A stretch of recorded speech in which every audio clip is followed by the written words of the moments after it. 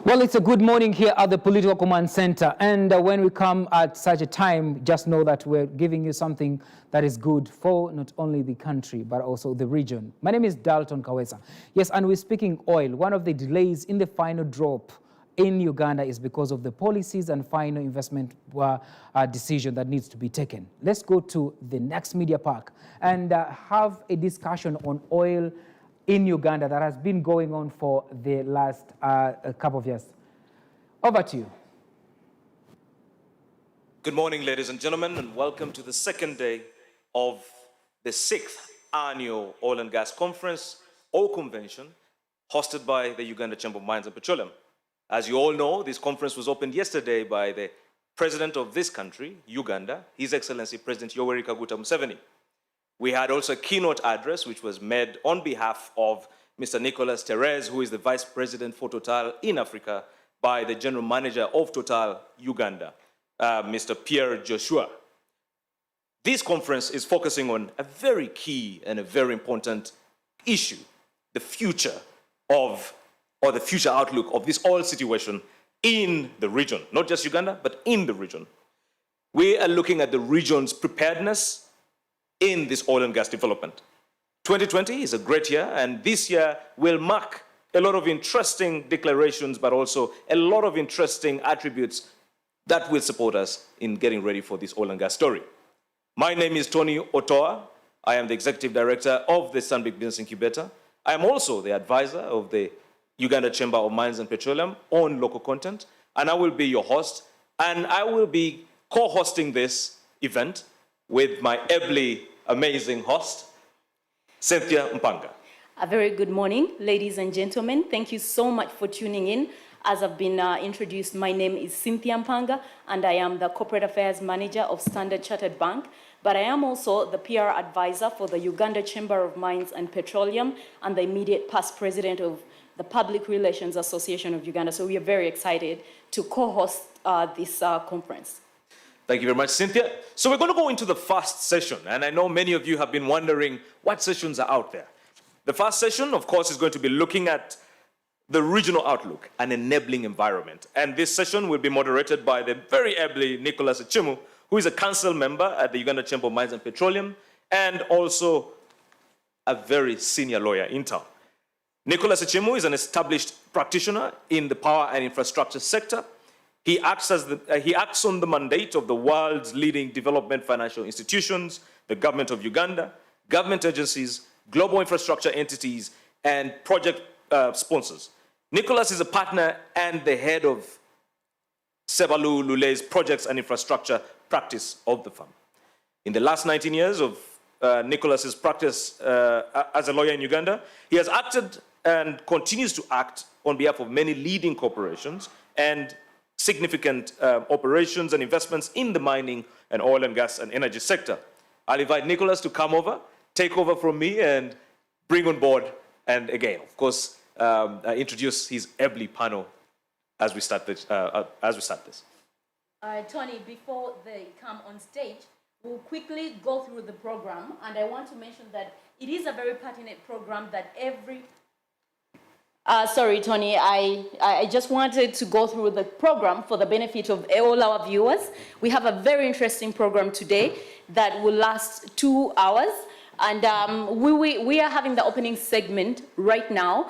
And then we'll go into Mr. Ecimu's panel discussion, which is on regional outlook, enabling environment.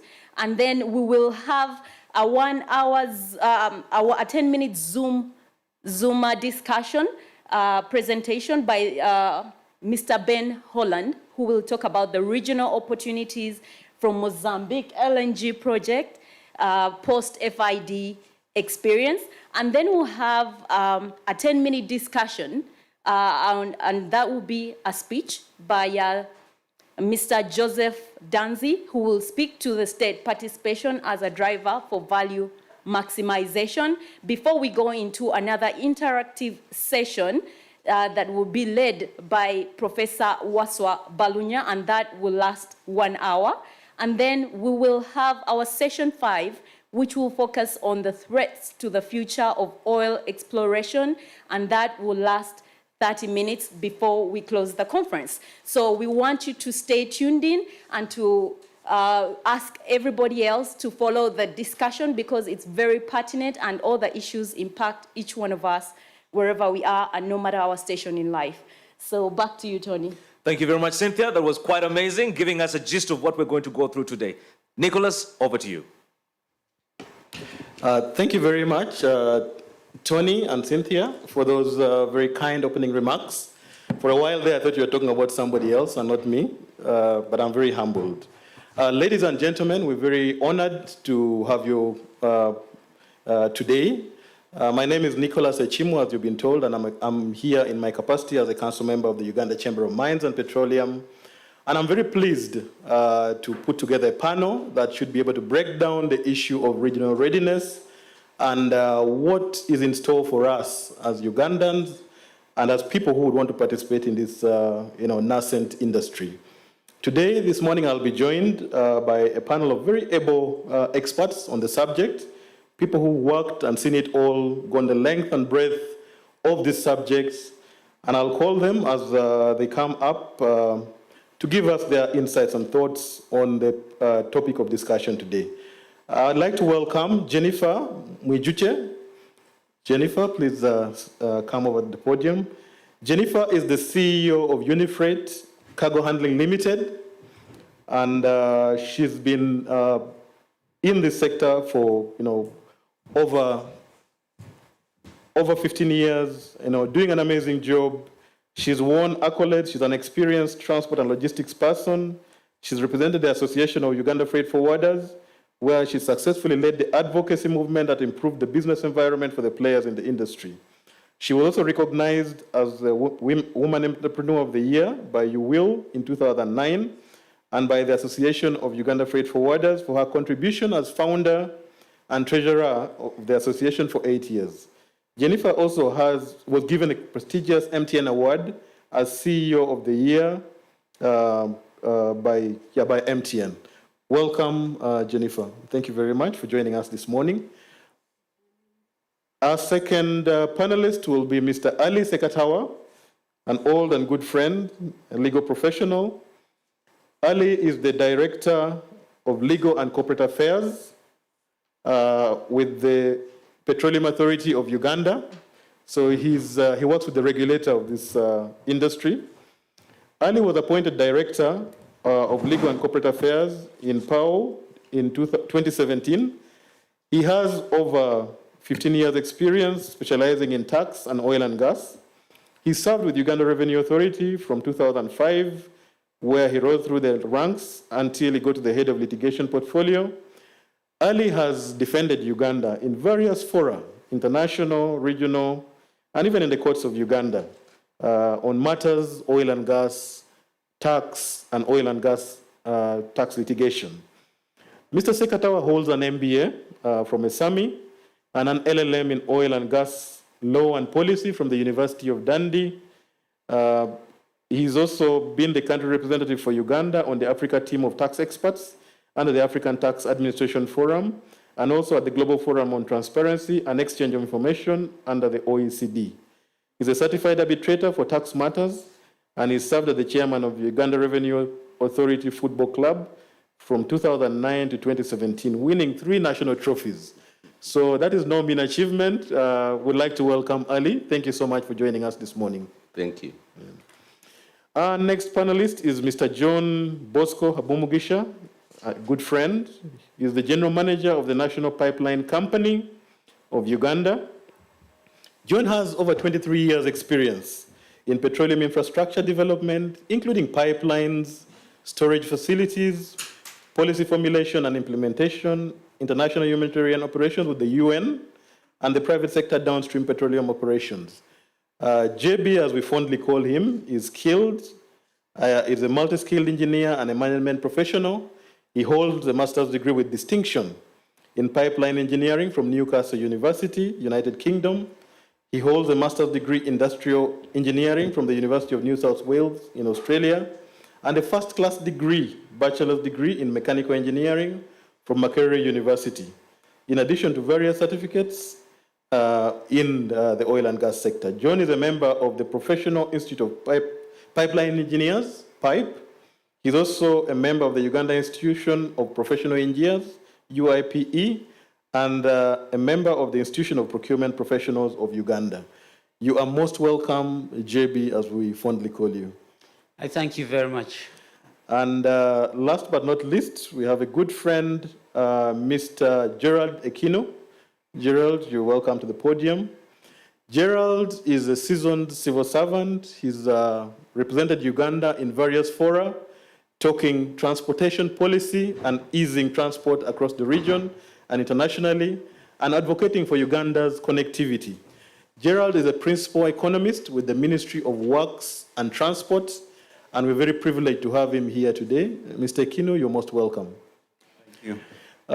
Ladies and gentlemen, as you know, everybody is extremely eager to know what they can do to participate in this sector. Everybody is very keen to get to FID. And there are lots of questions that we have been asked as the Chamber of Mines and Petroleum as we ready ourselves regionally. And people would like to know, how ready are we? So we'll ask random questions to our panelists on matters pertinent to harmonization within the oil and gas sector, and on matters that should be able to enable us steer everybody in the right direction as they plan on finding their feet in this nascent sector. For this morning, I think we will start with Mr. Elly Ssekatawa, who will be telling us a little bit about the legal and regulatory frameworks that we need to be alive to as we start this journey as members of the East African community, but above all, as people who know that we have projects that straddle the community, which are cross-boundary, that Ugandans want to know about. How can we be able to participate, and how can we get to know what are the legal and regulatory frameworks that should be alive to? Mr. Ssekatawa. Thank you, Nicholas, for the kind introduction. Good morning to all our viewers and listeners. First of all, I would like to thank the Chamber of Mines and Petroleum for this opportunity to open up the industry to all Ugandans and non-Ugandans, especially at the stage we are now, at the dawn of us crossing over from exploration to development. Secondly, I will address that question in the context of a small background of the 4 anchor projects that we are doing. As you are aware, we are taking forward this project on account of, 1, the Kingfisher development area, which is being led by Sinok, the Tilenga, which is being led by Total, and then the East African crude oil pipeline, which is again being led by Total right now, but it's a consortium. And then we have the refinery, which is being done by the consortium of Alberta and Graben. Those 4, as you note, both straddle what we call the upstream and the midstream. And in terms of the upstream, the frameworks that we have right now, as you know, we have the laws that guide the upstream, and these are the most important laws, the upstream law, and especially the laws that relate to national content. These are the laws that any investor who is interested in coming into the industry should consider. As you also are aware, the ministry is running a licensing round. I think the closing date was last week, or on 30th September, and that licensing round is being guided by the upstream law and the regulations which are made under. When we come to the midstream, and that's where we have the pipeline and the refinery, we have, again, another law. These laws were done in 2013. As you remember, we had an old law of 1985 that was scrapped by Parliament in 2013. So we have the midstream law, again, and regulations. And for any investor who is interested in that area, I think that's the, the area you should go to together with the national content regulation that relate there. And there are also specialized environmental laws that relate to the industry, which gazette PAU as a lead agency in respect to environmental aspects of the oil and gas. From a regional perspective, we are, as you know, we are doing a pipeline from Uganda to through Tanzania, and therefore we had to access, as you know, we are landlocked. So for us to access the coast, we had to negotiate with Tanzania on what is called the intergovernmental agreement. It's a treaty between Uganda and Tanzania, and the purpose of that treaty basically is to harmonize. First is to give us a right of way to the coast as a landlocked country, but secondly to harmonize the laws that relate to the two states, because the pipeline is a single project. For purposes of any investor who is interested in this, the intergovernmental agreement is now a treaty in both states, and the obligations which are put under are for protection of the project, protection of the pipeline as a single integrated project.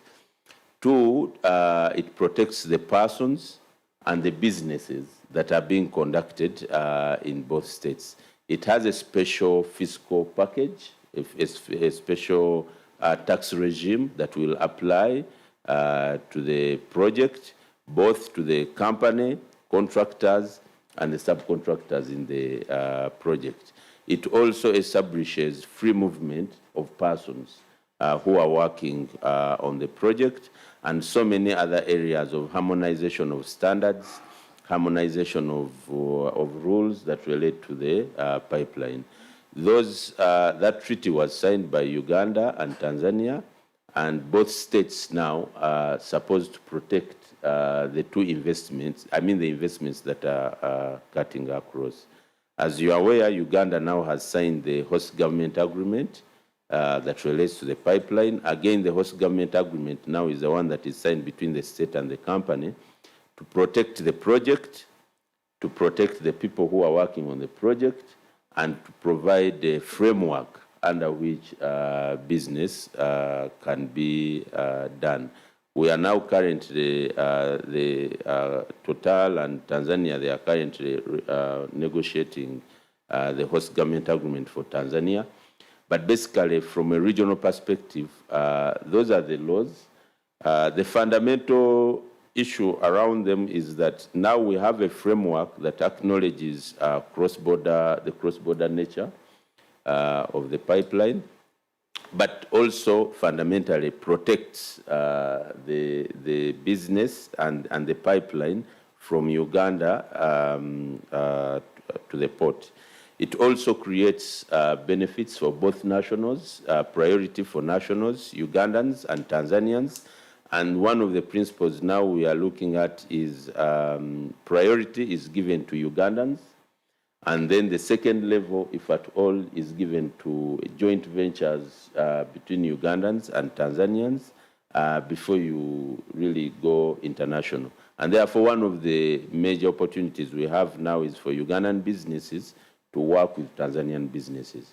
In respect to the pipeline, I think it should be noted that close to 80% of the pipeline is in Tanzania. So for Ugandans, I think it is very important that we try to go and see what we can also do on the Tanzanian side. Thank you. Thank you very much, Elly, for breaking it down. Ladies and gentlemen who are watching us, I think it's clear to you there are various opportunities. The legal frameworks are in place. Everybody is safe. We'll take it from there and see how much we can gain traction as a community in East Africa and even internationally, take advantage of some of these important developments.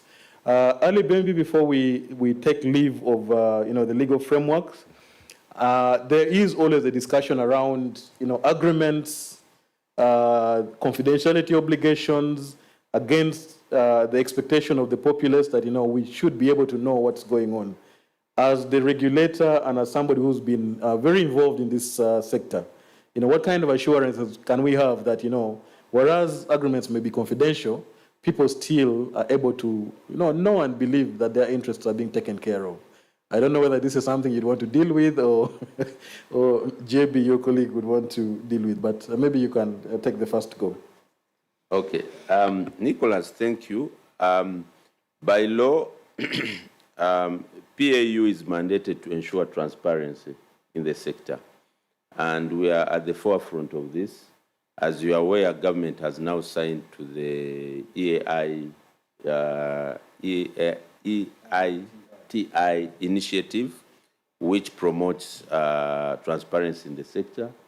Cabinet approved it, and the body has already admitted Uganda. The obligations under that is really, to the extent possible, to make sure that there is transparency. And my presence here and the fact that we are working with Uganda Chamber of Mines to run this 90-day program is testimony of that. And we are pushing a lot of initiative to ensure that there is transparency in the sector. And therefore, to the extent possible, the information that relates to the sector is going to be available to the public, and we are making as much effort as possible that this information, including supporting such events, is shared with the sector. But I think the biggest statement government has made is the EITI initiative, and I think we are committed to meeting all the transparency obligations that come with it. Thank you. Thank you very much, Elly. That is very reassuring for many people, because it's a question that keeps coming to us at the chamber every often time. And I think you've given us a good background into this particular discussion. We now want to try and tackle what barriers stand in the way of people who want to participate in this industry. And we're very honored to have Mr. Gerald Ekinu from the Ministry of Works, Principal Economist, with us today. And Gerald, I'll just ask you to try and, break it down for us. What do you see, from where you sit, as the barriers to trade and movement of people across the East African region?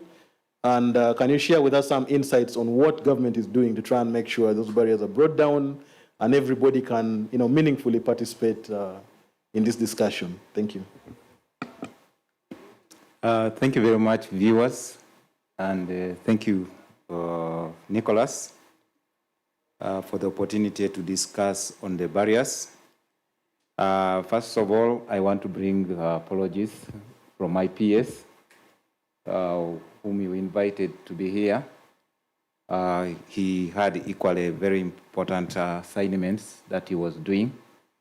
So he sent me here to represent the ministry and the sector in this forum of oil and gas.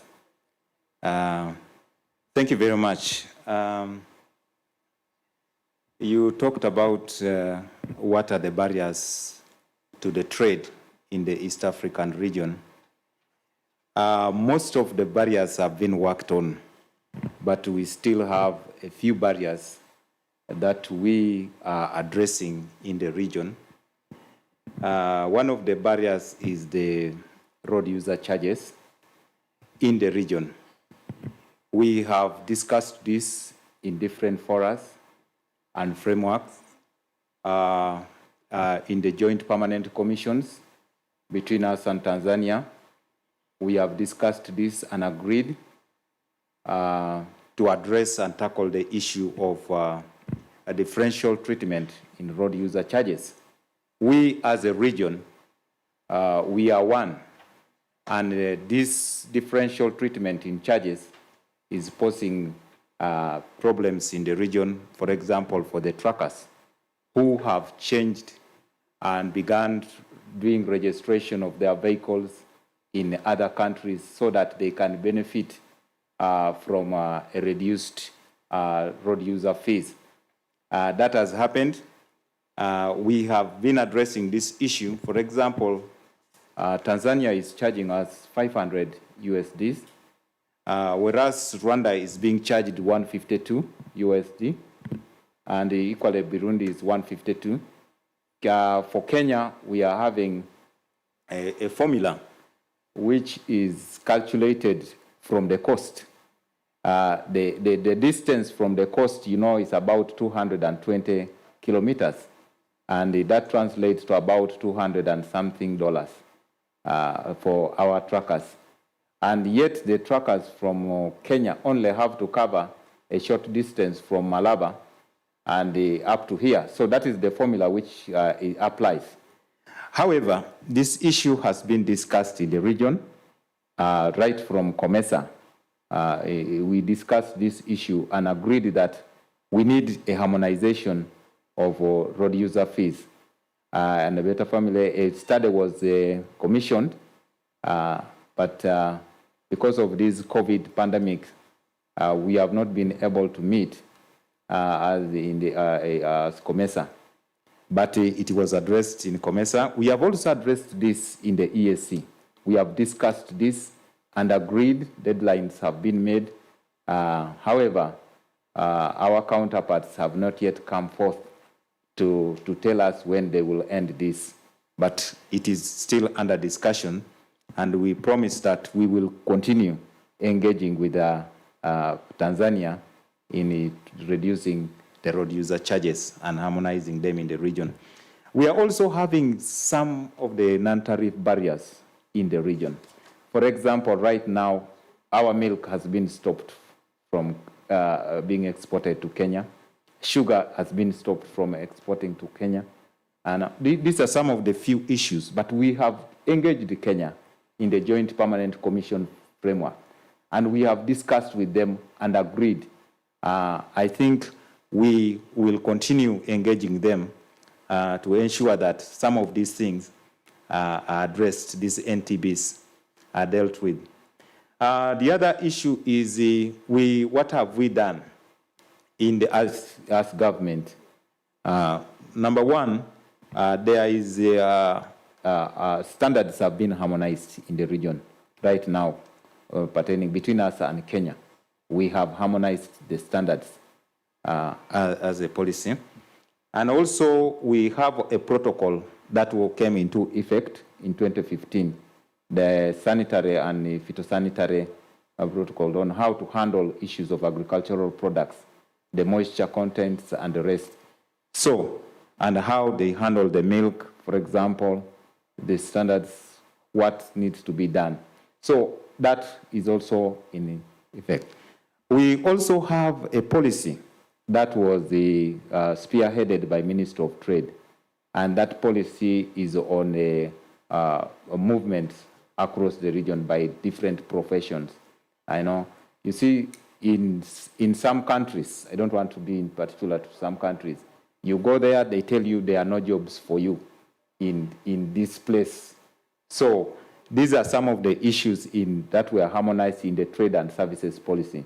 And that is being spearheaded by the Minister of Trade.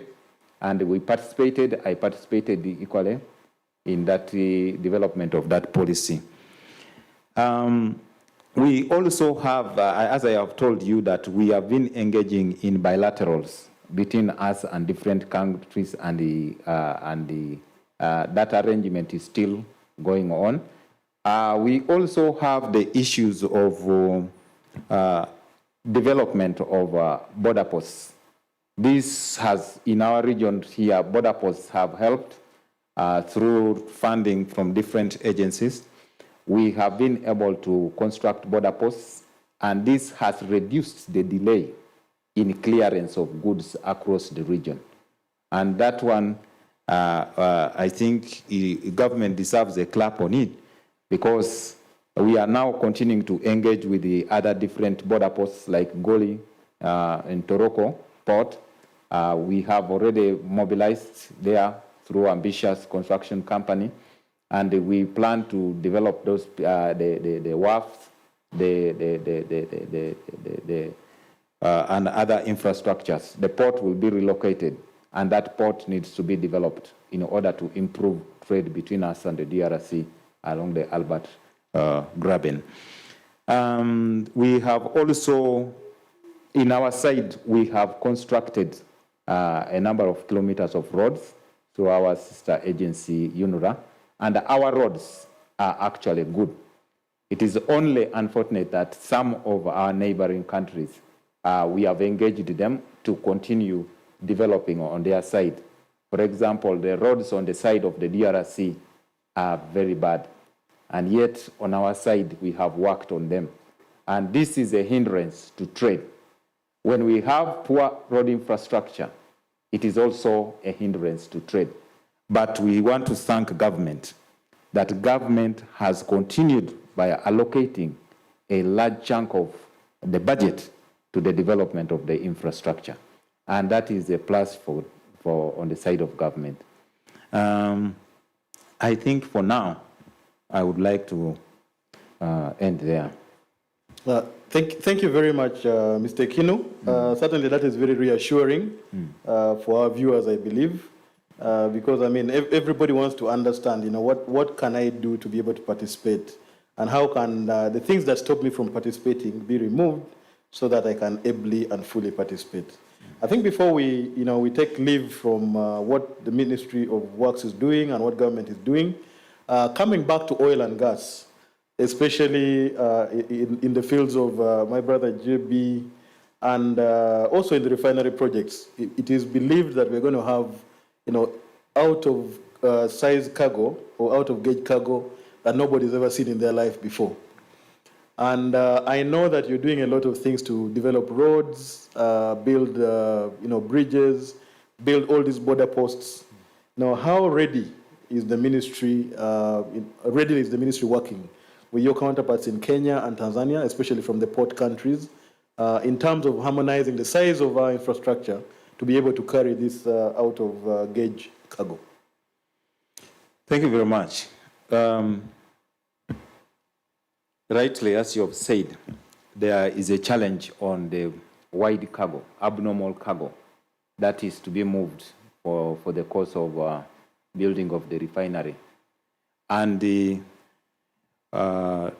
during the previous concessionaire, that was the Russian, we did an assessment of the route, the eastern route, on how cargo would move from Mombasa through the eastern route.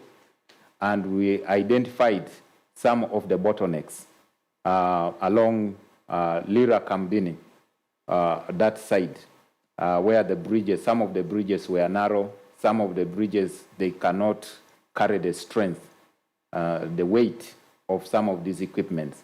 This report was submitted to Minister of Energy, and they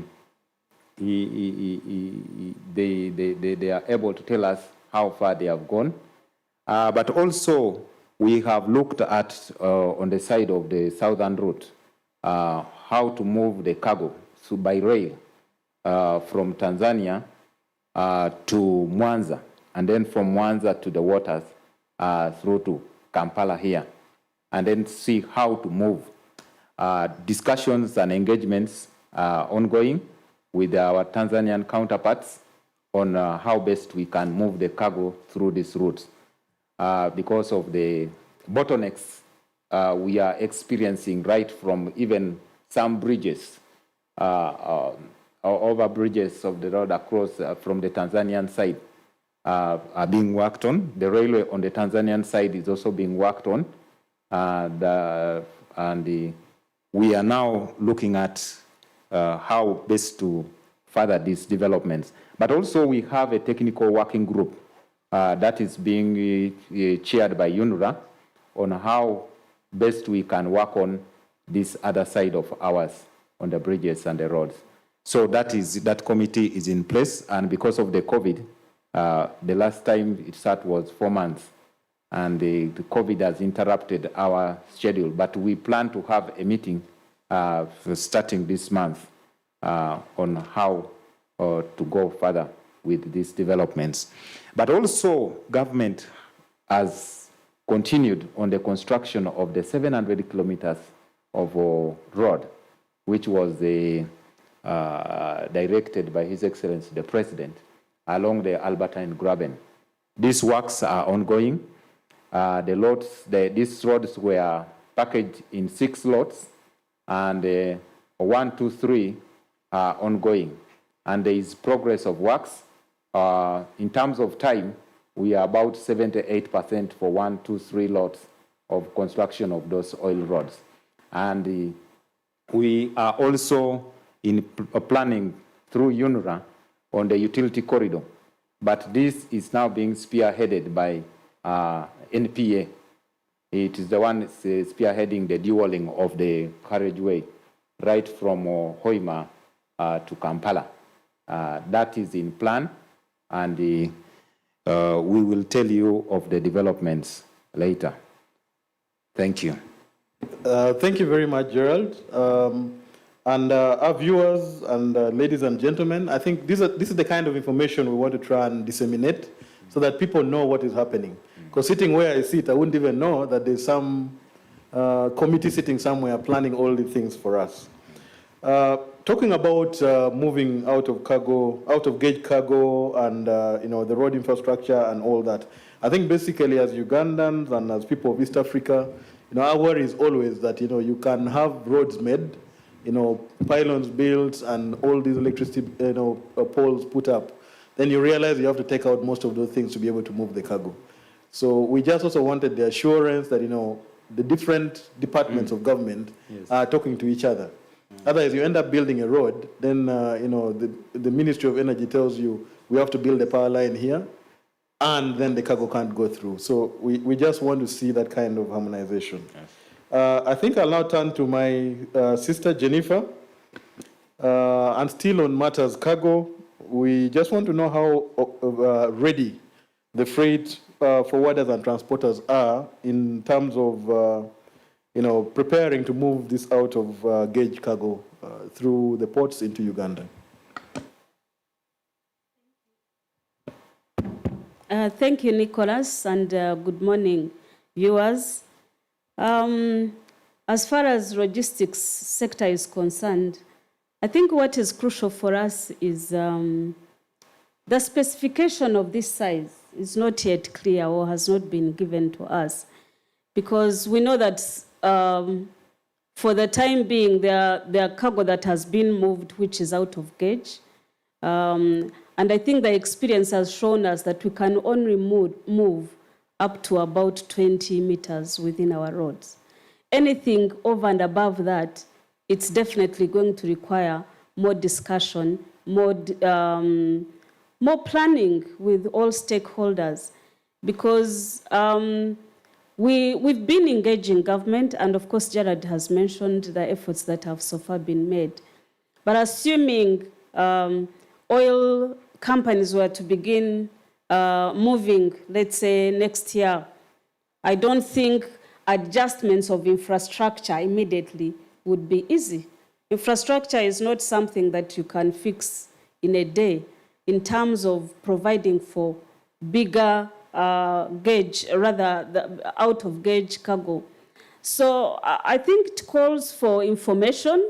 We need information. The stakeholders need to sit and be clear, what are we talking about when we talk about out of gauge? Out of gauge is what?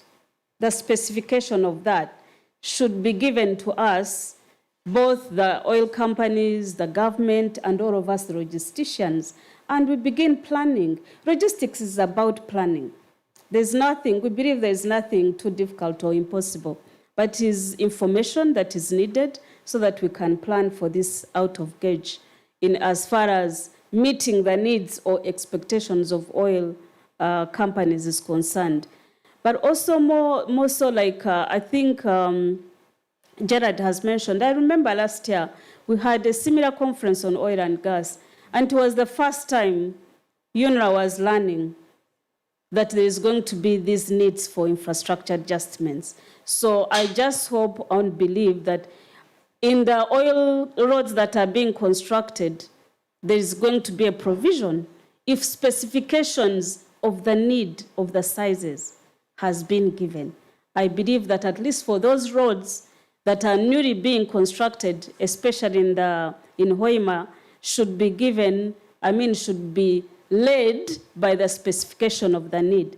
However, also one wonders, if you make the wider specification of infrastructure, roads are assets. They require a lot of investment. Their discussions have to come to that table of saying, then after that, then what? Because there has to be also moderation of the specification within the investment affordability, but also for long-term purpose. So for me, I think those are the discussions that should be coming on the table for all of us to be able to be ready.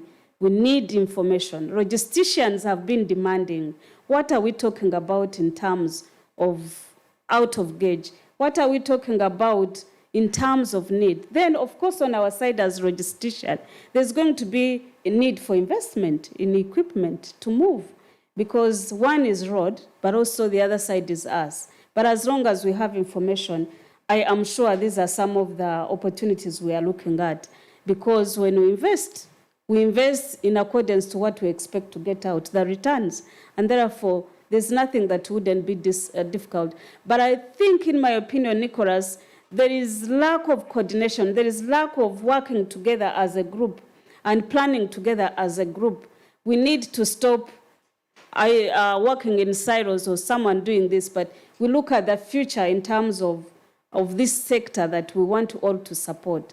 The participation of different stakeholders, the partnership between government, oil companies, and logisticians have to become more closer than ever before if we are going to make effective decisions and good preparations to serve the sector. Thank you very much, Jennifer. I couldn't have said it any better. I see my brother Gerald wants to make a rider to that, maybe in 1 minute or so. Thank you very much, Nicholas, for another chance. Nicholas, some of the cargo that we are talking about, we are not very sure about the routes now.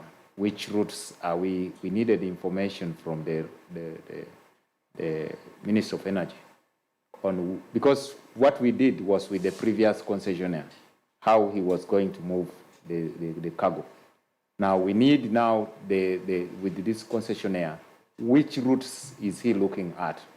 But to bring everybody on speed, some of the cargo, we have a special purpose airport, that is Kabale International Airport, which is being constructed, which is able to handle very big planes that can land there with the heavy cargo. And the airport, as we speak now, the progress is at 47% of works, physical works. We envisage that by 2022, February, the airport will be complete substantially. So there are works going on in preparation of moving some of this equipment. What is not going to be able to be moved by road will be moved by air. What is not able to be moved by road will be moved by water and rail. So we have those options through different modes of transport. That is what we are looking at. But we need to disseminate some of this information down to the people, to the public. So I thank you very much for this forum. I know that the public now is aware that we are not seated. We are doing the cooking.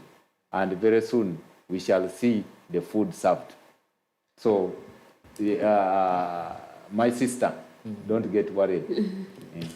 Thank you very much, Gerald, for that reassurance. But still, from where I sit, and I believe most of our viewers will realize that we still need to talk. We are still operating. People have information in different silos, and until we start talking and sharing this information more consistently, there is a chance that we'll lose time when you realize you've actually cooked and another person has cooked, but the sauce doesn't match. So I think really as the Chamber of Mines and Petroleum, our work is cut out to try and get these people talking as much as possible, to host this kind of event so that information can be disseminated and we see some forward movement. Jennifer, somebody just asked me as well that, how are the logistics companies, getting ready? And there is talk that, the pipe sizes could have been moved from 12 meters to about 18 meters. Is that the kind of cargo you can still handle? I don't know whether this is true or not. Maybe JB can also, chip in just to try and let us know the kind of sizes with respect to the pipeline itself. Thank you. I have said that before, I think we already had moved cargo of this nature before. The only thing we are saying is if it is going to be bigger than that, we have local companies that have partnered with international companies and moved regions before and moved them to oil and gas. And therefore, we rather to Hoima.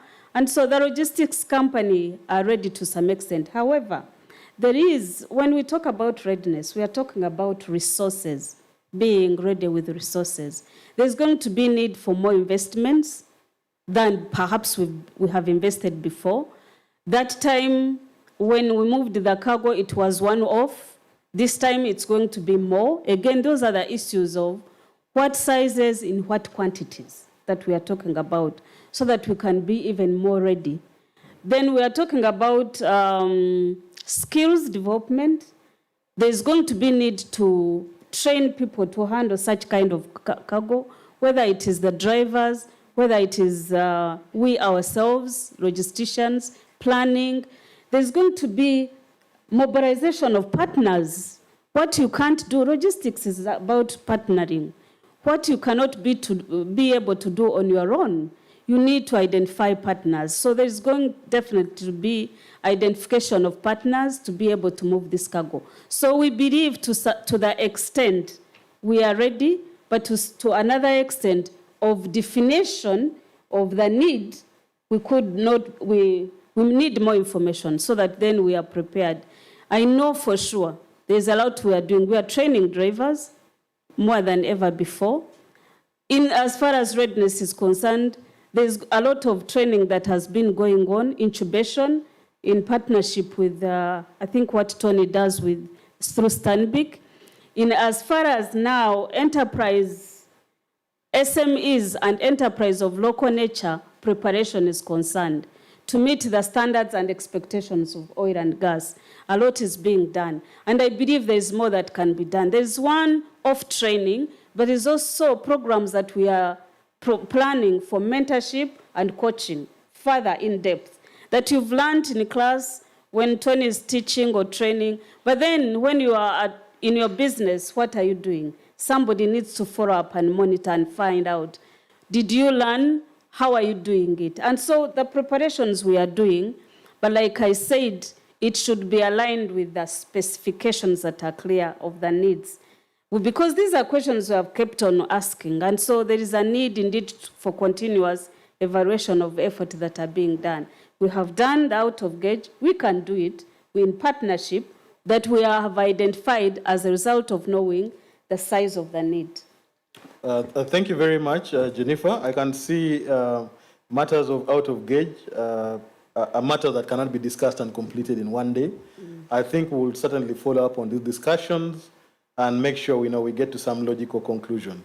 My brother JB, sorry we've kept you quiet for a long time.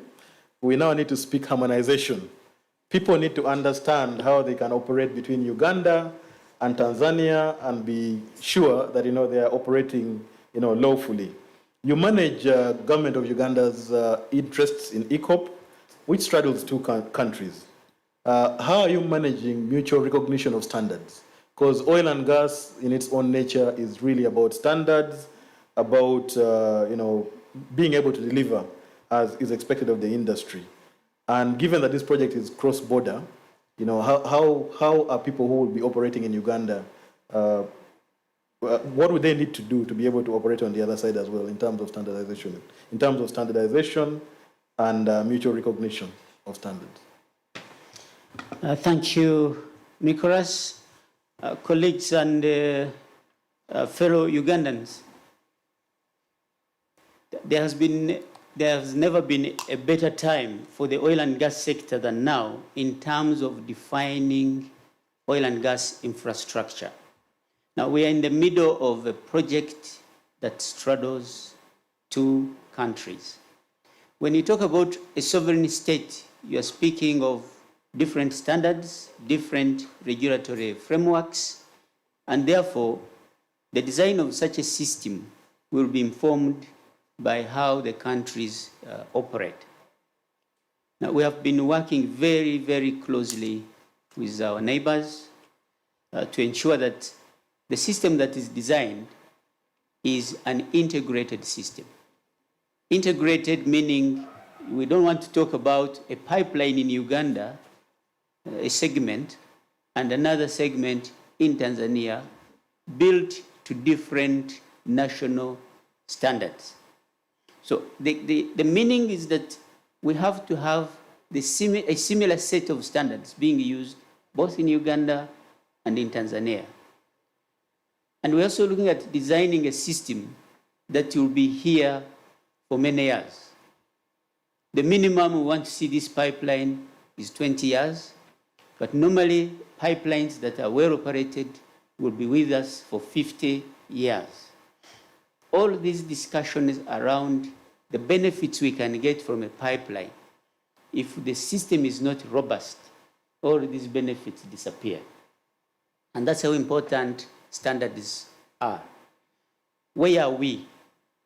As we speak, the two regulatory entities around the pipeline, the Petroleum Authority of Uganda and their counterpart in Tanzania, I think that is EURA, they are working closely. They have already approved the set of standards that are being used to design the system.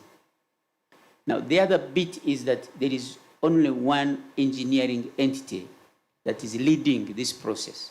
You want to ensure that the engineering process is robust, is done properly. This entity leads, it has other participants, but you want to ensure that what they are doing is robust, is to international standard, and it is in line with the standard regulations and codes of Uganda and Tanzania. So there has been a harmonization around which standards are being used, which codes, and that spills over into procurement of inputs. A pipeline system needs pipes, it needs pumps, it needs meters, it needs tanks, and various other inputs. Now, when you talk about a pump in Uganda, you need to see similar pumps on the Tanzania side. Now, that is to ensure that you are able to call a team in Uganda to handle a pump in Tanzania, and there is no difference in the system. If you talk about metering, if you have metered the volume in Uganda, you don't want to reach Tanzania, and then you're talking about different standards in metering. These elements must be harmonized, and that's one of the key elements around standards. You really don't want to go through, oh, the meters in Tanzania are different from meters in Uganda. Now, when you go into construction, it's the same thing. You want to have teams that are able to call on each other, whether they're in Tanzania or in Uganda. When there is an equipment that has failed somewhere, can you move one from Tanzania to Uganda? Can you move one from Uganda to Tanzania to ensure that there is seamless flow of work? And that is one of the key elements. But the main issue around the standards is to ensure that we have a robust system that will be with us for many years so that the states can benefit from the presence, the operations of this system. The other bit about a standardized system is that when you build a 1,445 kilometer pipeline, you are building it right now based on the oil you have discovered. But you're going to continue to explore. And you're looking for oil not only in Uganda, you're looking for oil in the region. In Tanzania, in DRC, there is oil in South Sudan. If these states wanted to connect to this system, is it a standardized system that you can link into? In general, we call that third-party access. If the standards are not harmonized, then you have a challenge of connecting into such a system. So yes, we are building something that will last for many years, something that is reliable, efficient, and indeed you can connect to it whenever you find oil elsewhere. Thank you. Thank you very much, JB. At least now we know the standards are mutual across the region. I just wanted to find out from you, just break it down for us, for our viewers out there, for the people who are listening to us. What is it that typical? I mean, what are the business opportunities around your pipeline project? I think all said and done, at the end of the day, Ugandans will just want to understand, or even people outside Uganda, maybe the Tanzanians and the international community, what is it that we have in store for the people who would want to participate in this particular? Thank you. Gerald, the opportunities are very, very diverse. Maybe just going step by step. As we speak, we have had opportunities that Ugandans have benefited from. Just talk about land acquisition. We have already had Ugandan entities participate in the land acquisition process. Ugandans have been employed in that area. Talk about what is coming in terms of logistics, movement of cargo. Yes, there is going to be a slight challenge around the length of a pipe. That's part of the cargo. And the challenge is because you are looking to optimize the capex, the capital expenditure of this pipeline. We speak of $3.5 billion US. If you find anywhere to optimize by, say, 10%, you are saving $350 million US. If changing a pipeline length from 12 meters to 18 meters can, it's just an example, if it can deliver that saving and brings us a challenge that, say, adds another cost of, let's say, $50 million, 350 minus 50 would be 300 million. Anybody would want to go through that challenge, spend the extra 50 on the challenge of logistics, and save 350 on the pipeline inputs. When you talk of welding these pipeline systems, one of the challenges is if you can reduce the number of joints, that alone saves a lot of money. So you realize that savings create challenges, then you have to find an optimum position. So these things will keep happening. Welding, we are going to need a lot of welders, but definitely, as my sister said, that requires training. Welders must be certified. The good thing about welders is that in a period of, say, 6 months, you can produce a good number of good quality welders. And institutions have been set up. There's task that we have Chigumba and other institutions working to ensure that we train welders. Progress has been a bit slow because they also wanted to see that when welders are trained, they will be deployed. This is the opportune time to start preparing welders. Food. There's going to be food required by all the workers on this project. We are already having transport companies participating in this project. So what am I saying? The opportunities span across the entire value chain of such a project. I can tell you hospitals will also need to participate because where you have people, they need medical services. The people who are doing land acquisition had to go with the ambulances. They needed security companies. So there is insurance. The list is so long that in whichever sector we are, the key issue is preparedness. The industry operates with very high levels of standards, and the key issue is that when you're preparing, you have to engage the sector so that you can be qualified for that level of participation. And the Petroleum Authority has a whole database that is working to ensure that people are given the right to participate and to scale up in terms of capabilities to be engaged. Thank you very much, JB. That is extremely reassuring for the people who would want to participate in this sector. Unfortunately, time is not on our side. This is a very interesting discussion. We could have wanted to go on and on for an hour or so, but maybe just as we close, and in terms of harmonization, I'll just ask our sister Jennifer to quickly tell us in 1 minute about how you're harmonizing your standards as freight forwarders across the region, so that people who want to participate in this particular realm also have a sense of what they need to do. And then we'll hand over to the next session probably. Thank you. Thank you. Thank you, Nicholas.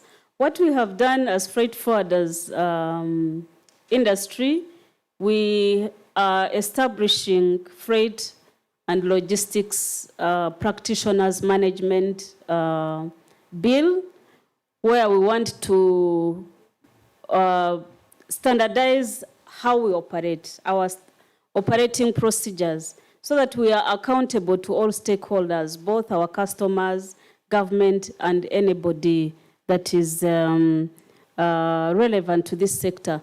We are doing this as a result of a little bit of background. When we started training the people in the industry, we wanted to create professionalism and bring professionals to that level where, for instance, lawyers go to Makerere or any university train, and after training, they go and practice. Government does not regulate you as lawyers, but you create your own society for internal regulation, for internal discipline, code of conduct, so that you develop confidence in your clientele and stakeholders. It's the same thing we are doing as a region. We have created, we have a regional association. Within that regional association is where the effort has been made to create or to establish, to develop a bill which we want to table to become an act of parliament that will regulate the industry. We saw this. It's a best practice. I was in South Korea in 2016, and I saw that's how they have organized their freight logistics industry.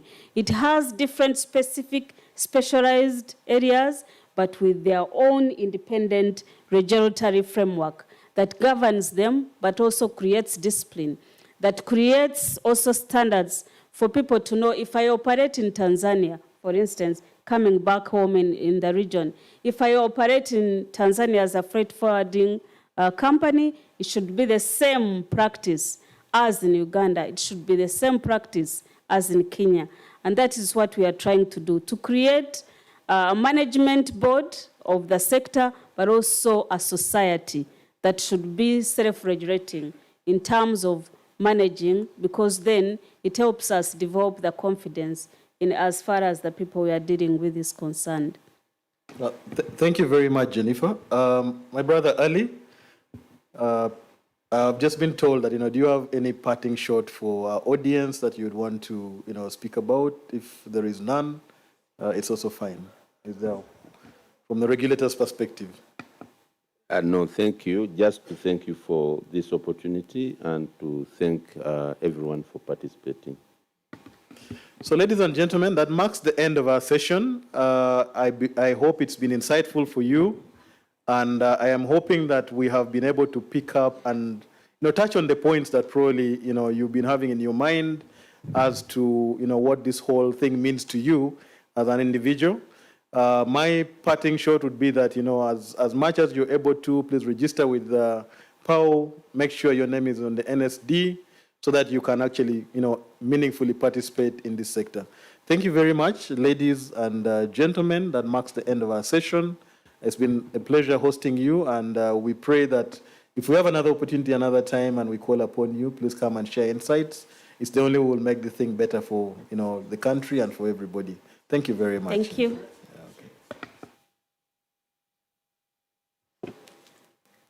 And at this point, I want to thank you very much, our panelists, for a fantastic discussion, debate, and insights you shared with us on the preparedness of the oil and gas sector, the regional preparedness. Well, we've learned a lot, great insights, very knowledgeable. Thank you so, so much for your time and for your contribution.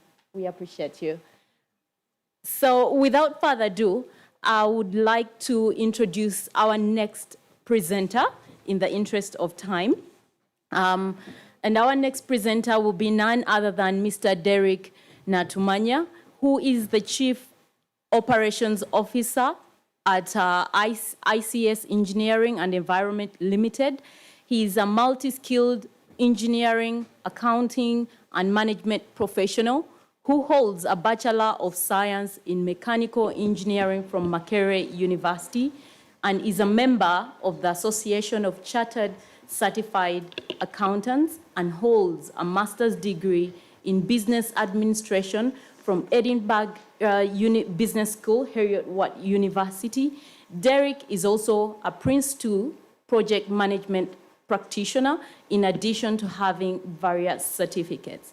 Derek previously has worked with PwC Uganda, a new plant group before joining ICS. Derek, you have 5 minutes for your presentation. Thank you very much, so over to you. Thank you very much, Cynthia, and good morning, viewers. My name is Derek Natumanya, as has been introduced, and I work with ICS Engineering. So just to quickly kick it off, ICS Engineering is a global and local consulting engineering firm that has been known previously in Uganda for its competence across all the facets of engineering, especially highways and construction of roads. You must have seen us on most of the big projects of road construction, such as the Kampala flyover, the Ginger Express Highway, and all the big projects in highways. ICS Engineering is one of those local engineering firms that were quick to participate and to take up the opportunity of oil and gas the moment it was sounded in Uganda. And in the last few years, we've been able to participate in some of the activities, and these are Industrial Baseline Survey, also known as the IBS. We've participated in Oil Spill Contingency Plan for the Kingfisher project. We've participated on early civil engineering works for the East African crude oil pipeline, as JB just mentioned. And we are part of the EPCM contractor for the ECOP together with Wally. We've also participated in the resettlement and social studies for priority areas, and we're also doing the RAP implementation for priority areas and for the main pipeline. So as you can see, we've been here, we've participated in the projects, and we are moving on and ready as our topic goes today. So I'll be quick to discuss why oil and gas for these engineering firms. So as very many speakers have just been saying, it's a significant opportunity, mostly for engineering firms. And as we all know, 70%, around 70 or 60% of this investment is going to be in engineering. Engineering is the center of oil and gas, and so all engineering companies, local and global, must be keen to take interest in this. So it's going to be an investment of over 20 billion USD within the next 5 years, and that is a very heavy investment for the country. So engineering firms must be ready to come and take this. And maybe the reason as to why most engineering firms should be quick to incorporate oil and gas as part of their strategies is because the sector is predictable. As you can see, as the previous panelists have just been explaining, it's very easy to explain and understand trends that are happening in the oil and gas sector. So all engineering firms should be quick to incorporate these opportunities and these privileges in their strategic plans to benefit most from this opportunity.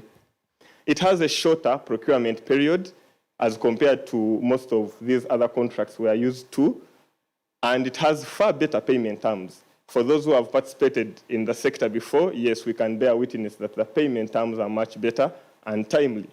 It has better margins, and yes, the system is transparent, as you heard from PAU today. They are there to monitor the transparency in the sector. To go ahead and talk about the genesis of my presentation, which is about the opportunities in engineering.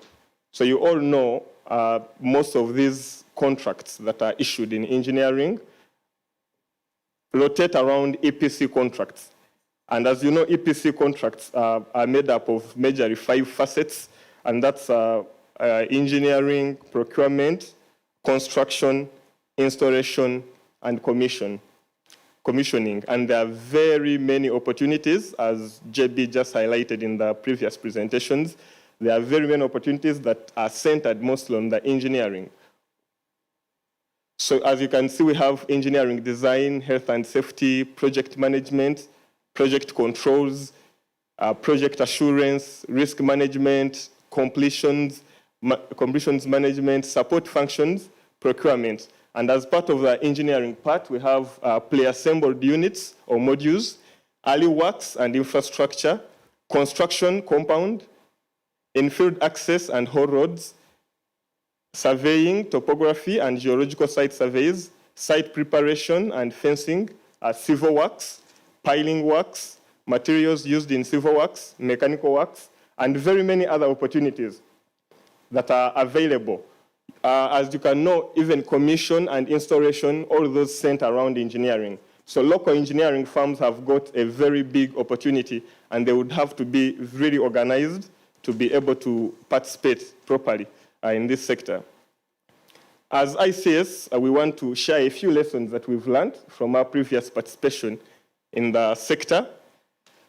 One, and I think most important, as has been highlighted by the General Manager of Total E&P, the oil and gas, the 20 billion USD that we are talking about, that's going to be invested within the next 4 to 5 years, is going to, it's going to happen in a very short time, just 5 years. So the opportunity is finite. And all firms that are looking to participate must be quick to understand what this means for their strategic plans. You're not going to plan, you need to incorporate that in your plan. Because if the shelf life is limited, then it means you must be keen to appreciate that fact. Then the local joint ventures and associations must be emphasized. So here we call upon the local companies to make sure they are keen and they are well organized to participate and to join hands in eating this cake, because it's a very big cake, as you have seen, 20 billion USD, and we must be organized and working together and cooperating to be able to maximize the benefits. Also, we want to share the right conditions for maximizing local content in this sector. And one, our recommendations is unbundling of contracts to allow a greater supplier base to contribute to and benefit from the project. We recommend that there be right sizing of scope, then labor-based approach, that as much as possible, we should allow Ugandan suppliers to bid on labor only with free issuing of materials and increasing the level of playing in the field. Then the duration that these the contractors should be able to issue long contracts to enable the local firms to participate properly and have a proper planning and a span for executing their projects. But also we call upon the banking and the financiers of these projects to avail easy access to credit and make the conditions for access to credit very easy. And also in contracting, since these contracts are really going to be very big, we recommend that the performance bond requirements can be waived or simplified where possible. And then the other one is using framework contracts with successful Ugandan suppliers, again, to make it easy for many local firms to participate. So as we look forward to participate, the question we are all answering in this presentation and as we get together is, are we ready as local firms to participate and to take on this big challenge? And the answer that we bring from the perspective of local private firms is that we are ready. We've worked on our internal systems. We've improved our health and safety standards. We've cited out all employees, and we've understood the needs and demands of the market. And as the companies, we are ready and prepared to participate and to take this to maximize the benefit from it. So we thank the Chambers of Mines and all other players for taking the lead in organizing us and in making sure we are together in getting the maximum benefit from this sector. But also, I want to make a clarion call mostly to the local farms that we have to work together. No one is going to do it alone. So we must come together, we must pool our resources together, we must share knowledge, and we must be willing to participate together and have this to optimize really the benefit. I thank you very much. Thank you very much, Derek, for that passionate presentation you have made on behalf of ICS. Ladies and gentlemen, as you remember, we said at the beginning that we are going to have a regional outlook. We want to hear the stories from other countries that have already started experiencing this whole oil and gas story. So the next presentation is going to be made by Ben Holland. Ben Holland is the head of oil and gas, he's the head of the oil and gas sector and client coverage at Standard Bank Mozambique. If you know very well, Mozambique has been one of those countries that this year went through a phase which we're all waiting for, the FID phase. Ben, over to you. Sorry, and I trust everyone can hear me very well. There is a bit of an echo on my side, so I will navigate that. Please excuse me. But thank you very much for the invitation today, presented by the Chamber of Mines. As mentioned, I'm responsible for the Mozambique oil and gas sector, and that covers a vast array of clients, all the way from the super majors, Total, Exxon, to local quantum players, which you've just heard about. And as an institution, Standard Bank Uganda's sister enterprise, we've been heavily involved in this sector.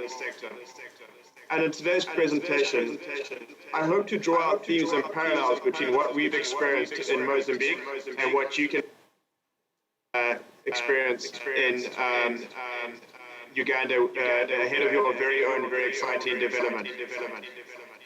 So with that, I will share my screen and you'll be able to see my presentation. Thank you.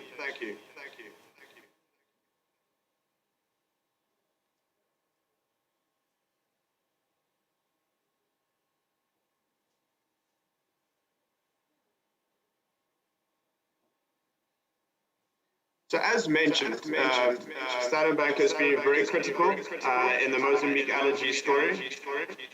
We were the largest funders of the largest African funders of the Area 1 project, and have been instrumental in developing studies for other key corporates in the area, particularly Anadarko. This led to a key legislation change to enable investment. We also work very closely with Rovuma LNG to create a macroeconomic study to evidence the sheer investment potential and ancillary benefits for Mozambique and its partners.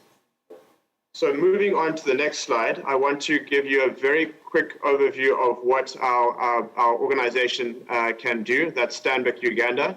They are well poised to support local content as well as the big corporates in Uganda. They have an extensive footprint in the Albertine region.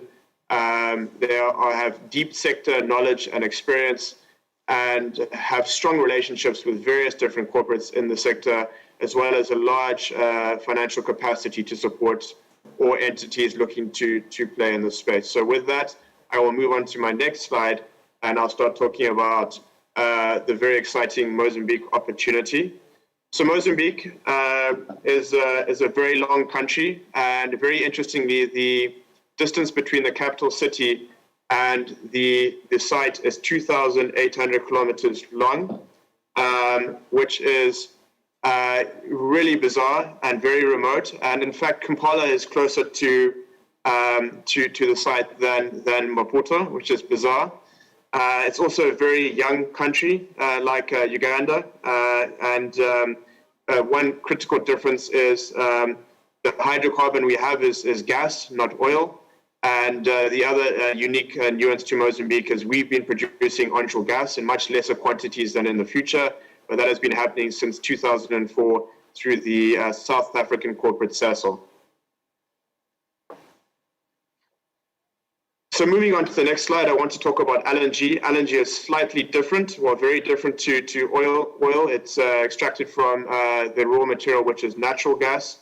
And it has some unique nuances that make it critically different to oil. It requires a high level of investment and beneficiation at source. In order for it to be commercially viable to transport, it needs to be shrunk to 1/600th of its size into a liquid form under high pressure. And then due to that process, it can be sent to export markets and powered, used to power the grid when it's regasified and back into its gas form, and it goes to industry and households. So it's a slightly different nature, but I'm very heartened to hear of Uganda's refinery plans, because that means there will be a strong component of local investment and at the source of your resources. So moving on to our very unique projects, we have a floating LNG ship that's currently being built in South Korea. It's 75% complete at this current time. It's absolutely enormous, 430 meters long. It'll be in Mozambican waters towards the end of next year, and the drilling campaign, the offshore drilling campaign, will take place early in January of next year. So it's a very exciting period for us, and we believe we will have first gas from that investment in June 2022. Additional to that, and this is where I really want to draw parallels between Uganda and Mozambique, we have the Mozambican LNG project, and this is run by Total's operator with its partners. Similarly to Uganda, Total is the big gorilla in the pound down here. So we do have that in common, and this is moving very fast and on track. It was FID on 18th June 2019, almost a year and a couple of months ago, and I'm really looking to explain to you what we've experienced since our very own FID, and it's something exciting that you should all be looking forward to. We also have the Rovuma LNG project, which is led by Exxon and its partners, and that has yet to come to fruition. There are some delays due to the state of the oil price in the world today, I imagine, but we're expecting that to happen in the near future. And again, we'll see multiple iterations of Mozambique LNG and Rovuma LNG, and this will be a huge industrial hub for Mozambique over the next couple of years, up to the early 30s. So a very exciting period for us, and that will also unlock the domestic gas projects, which essentially will be gas to liquid, gas to fertilizer, independent power projects, small-scale LNG, which is a very important thing for local industry. It creates an industrial hub and is a catalyst for more local content for Mozambican entrepreneurs and the sector in general. So I don't want to read every number on this page because I know we don't have that much time, but I want to focus on the two bottom squares here. And the message I have for you is that Mozambique will be receiving $125 billion of investment, final investment decisions by 2025 in our models, which is simply enormous. And this is something that Uganda can look forward to. I'm hearing the number 20 billion, still very, very big. The Mozambique example is actually taking place in a province where the GDP is only $550 million. So in the history of time, we cannot find a similar example to this scale of investment in such a small GDP base. The only thing we can think of is the development of Guangdong province in China between 1978 and 2018. Where under the leadership of Deng Xiaoping, that economy grew from 11 billion to 1.4 trillion as they went to a more relaxed form of state control over business. So this is a very exciting development for Mozambique, and I imagine in Uganda you'll see much the same thing. So moving on, and this is where I think we get to the really interesting part for Ugandan business, Ugandan policymakers, and various entrepreneurs. And that is, what are the key milestones and contracts that Ugandans can expect and should look forward to in the coming months? Since our FID on 18th June, the first critical milestone I would imagine, this actually happened before our FID, but the first critical milestone that I would imagine Ugandans should look out for is the EPC contract winner. We heard the previous speaker talk about the engineering, procurement, and contract construction business. But the EPC contract winner is essentially the person who pulls us all together. In Mozambique, for Mozambique LNG, this is an $8 billion contract. And these are the guys who will pull together hundreds and hundreds of SMEs, international players, into one comprehensive project plan, and they will develop that oil and gas for the operator and its partners. So be aware of this, be very cognizant, know who these people will be, and work out a strategy as an entrepreneur or a company to build relations and to engage with these entrepreneurs. They will also be key custodians of the local content discussion. They will award local content contracts, and they will obviously be very important in how those look, how they feel. We talked about the unbundling. So these are very key stakeholders in that particular area. They will also be the direct and indirect employers of thousands of Ugandan nationals. This is a very complex thing, as you can imagine, in this day and age. We're talking about mass mobilization. So quarantining and COVID, it becomes quite a tricky thing, but still very important for employment and particularly the on-the-ground activity. Now, if I move to the key subcontracts that you can expect regarding and key infrastructure milestones that you should expect to see in Uganda and what you should look out for as catalysts to further progress. Mozambique's slightly different. We have LNG projects, not oil. And we also have, it's more of a marine facility. It's not necessarily all onshore. But some of the key areas that we saw and which we see as critical, particularly considering that Uganda's location is fairly remote, like Mozambique's, is the airstrip, the road infrastructure. These are key contracts and key areas of progress. The material offloading facility in Mozambique is particularly important to allow ships of a certain draft to arrive at the site with heavier cargo. So we saw that as a particularly important catalyst, and we believe that will be complete midway through next year. And then we talk about the drillers. Now, the drilling campaign in Uganda will be bigger than in Mozambique because of the nature of the asset you have. We believe it will be in the region of a 200-well campaign, somewhere in the region of $1 billion. So obviously a very big ticket. And I imagine that many local content packages will arise out of these particular major contracts. So names such as Halliburton, Schlumberger, Weatherford, they will be increasingly important to the Ugandan oil and gas environment. We talked about man camps. In these remote locations, you will find these large man camps housing thousands of Ugandans and nationals and key expatriate skilled workers. So look out for these. They will hire generally a camp catering, camp management company. And this is a serious business. This isn't just hospitality. It's a key procurer of local supply and produce. This, in my mind, as it is in Mozambique, is a key opportunity for Ugandan entrepreneurs to supply these camp caterers with local produce, agricultural goods. We all know that Uganda has incredible fertile soil, great agriculture, so look out for this. And this is an area where Uganda can look to really stretch its local content muscles. Logistics, very key in remote areas. We've heard that from the speakers before. Security as well, aggregate supply. We know that Uganda has some great corporate skills and industry skills in steel and fabrication. These are all great areas to supply the EPC contractors on the project. And then obviously yellow metals and equipment supply. I want to focus on the one final key subsector, which is manpower and training companies. And I know this is a very passionate subject for Tony. As you know, we have our incubator in Uganda that focuses on this. But these guys will be the conduits for mass national employment for Ugandans and will facilitate training and really upskill a number of Ugandans. So it's a massive opportunity. It's a massive social responsibility.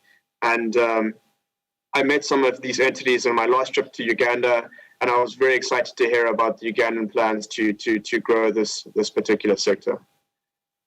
So these are the current growth sectors in Mozambique. You can see that they're very similar to what you experience in Uganda. We're talking about the manpower, oil and gas services. We're talking about onshore logistics and man camps in Uganda's case. We're talking about aggregate supply, cement, quarry, steel, civil construction, private security, and then the yellow metal component, cranes and lifting. So obviously, I would pay close attention to these particular five sectors. Now, moving on to what I think is not really understood, but it should be understood by all, Ugandans as well. And this is the major macroeconomic impact of these projects on the wider economy of Uganda. So, for example, in an LNG project where at peak construction, in our example in Mozambique, we're expecting 10 to 12,000 people on the site. Just to feed those people on a monthly basis, you require 2 million eggs and 60,000 chickens to lay their eggs. And remember, you cannot eat these chickens because they have to lay their eggs. So obviously, this will have a huge ripple effect on the Ugandan economy. And when I mean that, we can extrapolate this across other sectors. We can talk about power and infrastructure, roads, airports, pipelines. We know that's happening. The provision of consumer and agricultural goods to supply the site, more money in Ugandans' pockets to buy these goods. Industrial growth. We're talking about steel, concrete supply, services. We can talk about tourism, oil and gas workers in Uganda. We know that Uganda is an incredible tourist destination, transportation, logistics, and obviously the growth of the financial sector component. So lots of opportunities for Ugandans to look forward to. Finally, although I focus very much on what you can expect, there are direct opportunities for Ugandans today in the Mozambican space. As I mentioned earlier, Kampala is actually closer to Fungi Peninsula, where our gas is, than the capital city of Mozambique, Maputo. Additionally, up in Fungi, there are close cultural ties to East Africa. They actually speak Swahili, not that much Portuguese. So there's an obvious advantage there for Ugandan business people. We believe that you could supply regional goods and services, agricultural goods, industrial goods, equipment, logistics support. And this can all be done very easily through the marine corridors of Mombasa, Dar es Salaam, etc. So there's a way to access this environment. Again, we talk about local content. A big play we're seeing here in Mozambique is the JVing of international companies and other African corporates with Mozambican entities to create a local content venture. In Mozambique, Total and its partners under the Mozambique LNG banner have committed $2.5 billion of spend on local content. And this is something that extrapolated over time could get up to about 15 to 20 billion if we can continue to see the intensive build out of LNG industrial complexes. So I encourage Ugandans to get into the Mozambican space, pay your school fees in Mozambique, and then come back to Uganda and really drive your own very exciting project. So I think that's an obvious opportunity for all Ugandan business people. Finally, I want to focus on what I believe is a wonderful example of how East African policymakers and key oil and gas majors and players could drive regional integration, regional energy security, realized via a gas network, an East African gas pipeline that could run parallel to the ECOP pipeline. We believe this could be very exciting. The East Africa gas pipeline could utilize Tanzanian and Mozambican gas to power East African industry and households.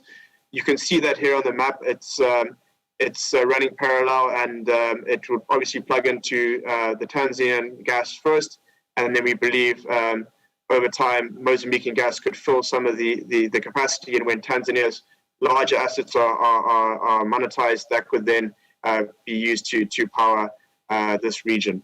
The conditions exist to facilitate this, namely the African Continental Free Trade Agreement and Memorandum of Understandings regarding gas, Mozambique, Kenya, Uganda, as well as Tanzania, Uganda, and Kenya. So obviously there's a great example ahead of us that we can look into as a region of how African gas could be used to stimulate African industry and African households, and not only export of resources to far-flung markets. I think this is very exciting.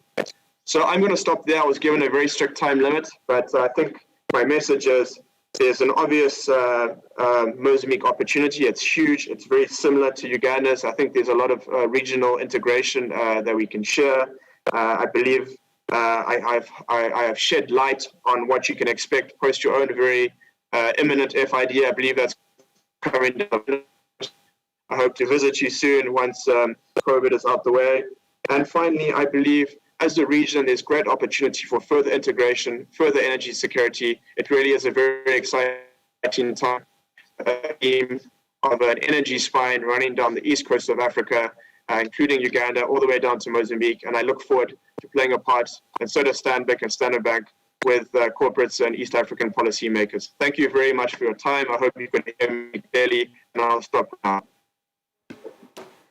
Thank you very much, ladies and gentlemen. That was Mr. Ben Holland, the head of oil and gas sector client coverage, Standard Bank Mozambique. He just shared with us, their post-FID experience and the regional opportunities from the Mozambique LNG project. Thank you very much, Mr. Holland. So for those who've just joined us, this is the second day of the 6th Oil and Gas Convention. And the theme we are discussing is Future Outlook, Regional Preparedness for Oil and Gas Development. And this is brought to you by Uganda Chamber of Mines and Petroleum and several of our sponsors to whom we are very grateful. So next up, the next gentleman is also joining us by Zoom. And he is none other than Mr. Joseph Danzi, who is the Deputy Chief Executive, Commerce, Strategy, and Business Development of the Ghana National Petroleum Corporation. Prior to his current role, he was the General Manager for GNPC's Commercial Division, with responsibility for the corporate strategy, marketing, gas business, new business and investment departments of the corporation. Mr. Danzi has about 30 years of wide and varied industry experience in oil and gas, telecommunications, finance, and banking. He's a member of the government negotiating team for the petroleum agreements and has represented GNPC on joint management and finance committees with operators of various fields, among many others. So Mr. Joseph Danzi is going to talk about state participation as a driver for value maximization. You're most welcome, sir.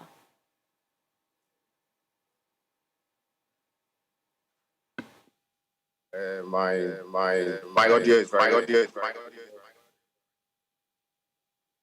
We can hear you, though with a bit of an echo. There's a bit of echo. But you can go right ahead, sir. But anyway, good morning, Uganda. Good morning, viewers. I bring you greetings from Ghana. My name, as you said, is Joseph Danzi, and I work with Ghana National Petroleum Corporation, which is the NOC of Ghana. My speech is supposed to be on state participation as a driver for value maximization. And I'll use the Ghana experience as a backdrop for this speech. Previous speakers have spoken about the challenging times that we find ourselves in the oil and gas industry. We're looking at low prices, shareholders' value destruction, competing capital allocation, resulting in some companies deferring or even canceling FIDs for projects. And so new producers and entrants will have to be very clever in attracting the requisite investments into the industry. Now, to provide a bit of background, the Ghana experience, Ghana currently has 3 offshore producing fields. Unlike Uganda, all our producing fields are offshore. So we have the Jubilee and 10 oil fields, the Sankofa Jinyame field, which all together produce oil and gas. And total oil production from Ghana is roughly about 180,000 barrels a day, with export of associated and non-associated gas totaling about 260 million scarves per day. Now, in most parts of Africa, there's no gainsaying that oil and gas play a very critical role as a source of energy, revenue, and wealth creation for the country. In the case of Ghana, it's a very significant contributor to our budget. One of the challenges that we find is that there's dearth of local private capital. So therefore, the role of the states becomes very, very critical in the exploitation and management of the resource, especially if we want to ensure or retain significant value in country. Now, in the case of new producers, and I guess for Uganda, some of the key questions that have to be that you have to frame and answer as the state gets involved in the exploitation of the resource is what do you want out of this resource? And how can you utilize this resource for the benefit of the nation and beyond? Because really answering some of these questions will help inform the strategy that you adopt to drive the industry and the mandate that you give to the various players, the various state institutions that will participate in the industry. Now, in most countries where state participation tends to be significant, you normally tend to have multi-sectorial approach. So a lot of the industries, a lot of the participation is exercised through state-owned enterprises, which allow government to take direct stake in the ventures, either as sole commercial entity or in partnership with the international oil companies. Now, it is by establishing sustainable development and long-term returns of the resource that citizens of the country, and Ghana included, benefits. It's unlikely that many people will work directly in the industry. I mean, there tend to be a lot of euphoria when oil is found, but the industry is such that it tends to be very capital intensive, but not very labor intensive. So not many people will get the opportunity to work in the industry. But once we're able to establish sustainable development and long-term returns of the resource, the advantage can be spread across the country, and it may impact the lives of many people. So in the case of Uganda, and I guess you have an NOC, Uganda National Oil Company, and then the regulator, which is the Petroleum Authority of Uganda, and other relevant authorities or institutions that have been set up and are backed by law to execute their mandates and authority. So these are very important because you need legislation guidelines to be enacted to address the ever-present subject of local content development. And this tends to be a very emotive and contentious issues in most oil-producing countries in Africa, especially where personnel, goods, equipment, services, and other things are involved. We acknowledge that Uganda has talked about certain activities being ring-fenced for Uganda during the 90 days of oil and mining session. The challenge is that in ring-fencing,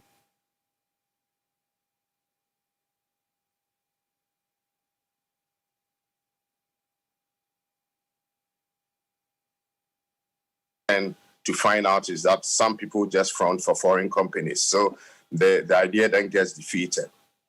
Now, state participation through NOC can play a very crucial role in mobilizing local sector participation. But like I said, this must be orchestrated through a very deliberate policy and strategy that revolves around the NOC, as is better placed to mobilize both financial and capital resource for effective national participation.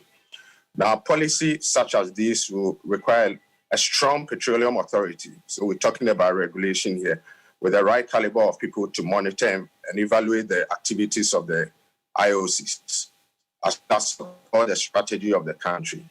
Capacity building through secondment and training are useful to build the required expertise in relevant state institutions. And I think it's important to state that the IOCs are not Father Christmas. They are there for profits. And so it is through the policies and the regulations that we put in place that allows the country to benefit. With onshore oil production, environmental and social impacts are brought to the fore. And I think there are cases in Africa, especially in Nigeria, where some of these issues are really very pronounced. The National Oil Company of Uganda must engage closely with the Environmental Authority of Uganda to ensure that oil fields development and production do not come at a high cost to the environment. Undoubtedly, several engagements have been held and will continue to be necessary to ensure that the resource is exploited in a sustainable manner. The capitalization of the NOC is also very critical, and I cannot overstress this.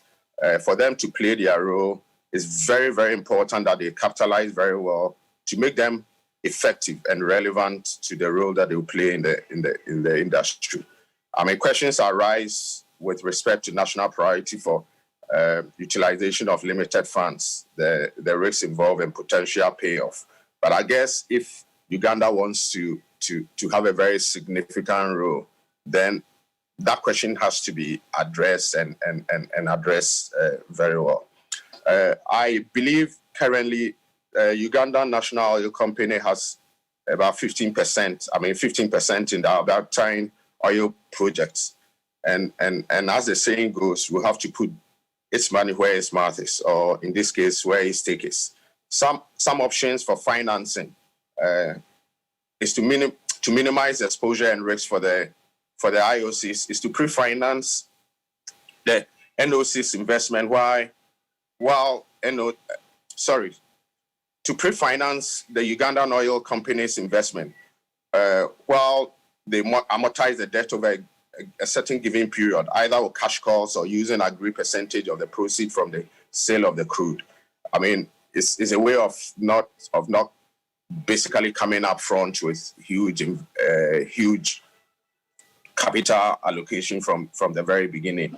The quality of joint venture partnership to a large extent to influence the capitalization and the financing options available to the NOC of Uganda. Another driver for value maximization is how Uganda will utilize the proceeds from the sale of hydrocarbons.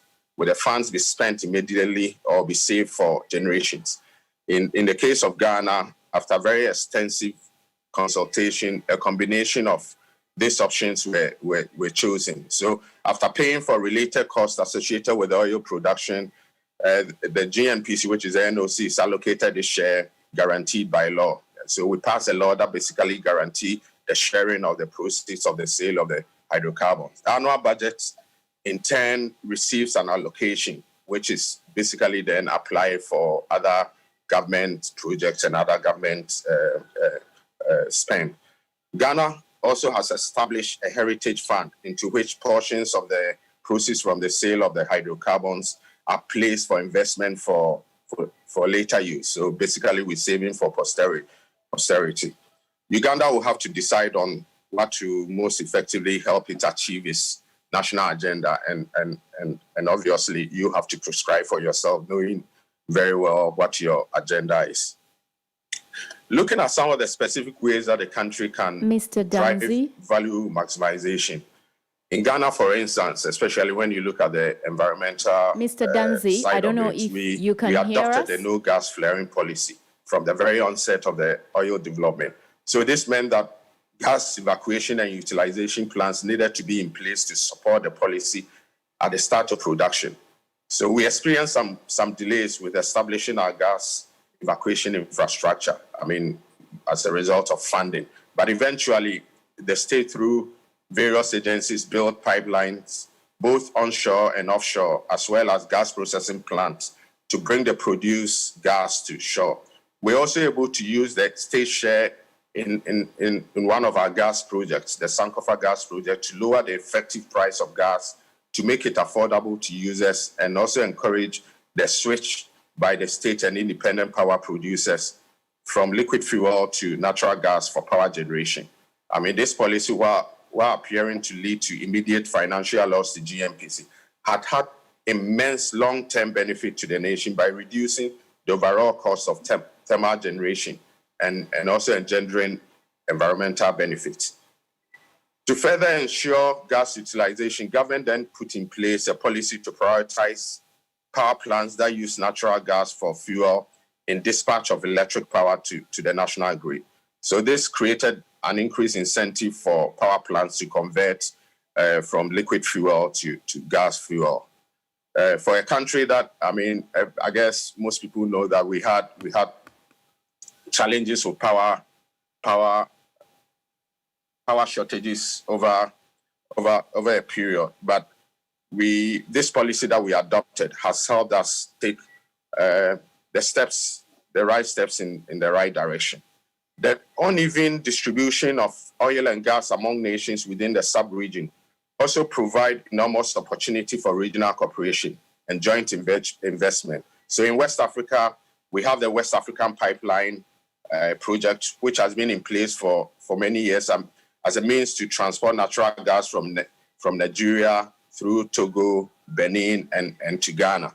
Ghana also utilizes portion of the pipeline to reverse gas from its domestic producing fields offshore western part of Ghana to users in the eastern part of Ghana, where the national capital and the main industrial city are. I know that there have been discussions and plans among countries in East Africa to build a pipeline for gas delivery. I will encourage this discussion to continue and result in a project that considers the various needs of the countries along the pipeline routes, incorporating some flexibility in its usage. Such impressive ideas can be made a reality with state participation and regional cooperation. And I guess I heard one of the speakers talk about harmonization of laws and tariffs and all the other issues. And I think those are critical. Uganda has taken the right step in collaborating with Tanzania to build the crude oil pipeline because you are landlocked to transport crude oil from its onshore fields to the port in Tanzania. Certainly, many more collaboration and synergies can be identified in areas of skilled workforce, expertise sharing, rate contracting, utilization, security, among others. This could significantly lower the cost of developing the project and create shared benefit within the sub-region. Without doubt, Uganda will face challenges in its agenda to become an operator that can compete with other IOCs. Some will come from within, especially with regard to financial autonomy and operational independence of Uganda National Oil Company. Challenges can be expected with the inevitable decline in production, implementation of the many plans that have been outlined, including the setup of an oil refinery. The key will be to remain focused and strengthen state institutions by establishing world-class systems and processes to enable them carry out their mandates. There will have to be a constant effort to identify and mitigate the many risks that will arise. It will be critical for Uganda National Oil Company to evolve and innovate over time. I mean, in order to remain current and relevant, especially in this fast-changing industry that we find ourselves. So,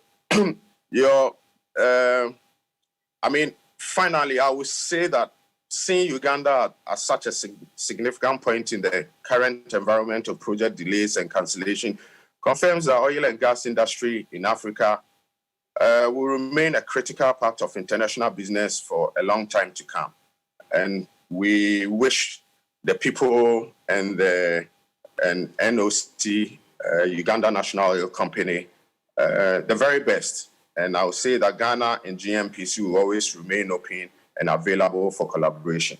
Thank you for your attention. Thank you very much, Joseph. That was a very interesting presentation you made. Two presentations from two countries, Mozambique and Ghana, countries that are at the forefront of this whole oil and gas discussion when it comes to development. Now, we're going into a very interactive session, and this session is going to be led by, of course, the man himself, Professor Waswa Balonywa, who is the principal at Makerere University Business School. And in this session, we're going to be looking at the priorities when it comes to this whole oil and gas story, the National Oil Company, and of course, benchmarking of other companies around the world. We'll also be talking about how these companies are going to be financed, but also the key thing when it comes to development, which is the financing. So, ladies and gentlemen, I'll hand over to Professor Balonywa to take over from me. Thank you. Thank you very much. A very good afternoon to all of you, ladies and gentlemen, and all those who are listening in. This session, as has been indicated, is about state participation and how to spark growth in the private sector. I would like to invite my speakers this afternoon, Mr. Moses Kagwa, who is representing the Permanent Secretary Treasury. Welcome. Please take a seat. Mr. Jimmy Mugerwa, please take your seat. Mr. Richard Byarugaba, he's present. and Mr. Emmanuel Katongole. Please join me.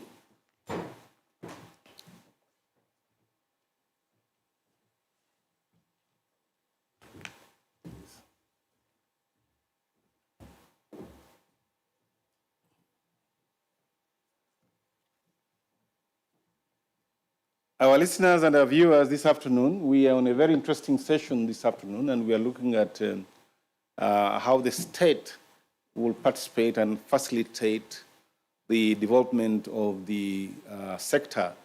It's taking some bit of time to be able to get the benefits of what we discovered as a country. And there have been challenges, and I think the people who are very familiar with these challenges are with us here. The first thing I'll do is I'll pose a few questions to each one of you, and maybe you may wish to also say, well, I can answer that. But what are we looking for this afternoon? We're looking at how can the private sector benefit from the oil sector? And who are the drivers of this? And how can government facilitate the process? Of course, the most important point is the money, the bottom line of it. The government of Uganda, though it hasn't resolved some issues on strategy, ideological strategy, has committed itself to taking 15% in the oil sector. And it raises other issues, which I'll start off with Moses this afternoon. But Moses Kagwa is the Director of Economic Affairs in the Ministry of Finance. And really, when we talk about funding of government activities, he's the most appropriate person. I would request that maybe if you remove your mask so that people can see who you are. At times, people don't know who it is. You will allow us, given the distance that we have, and we have the sanitizers with us here, I think we are safe so that they can see who the people are.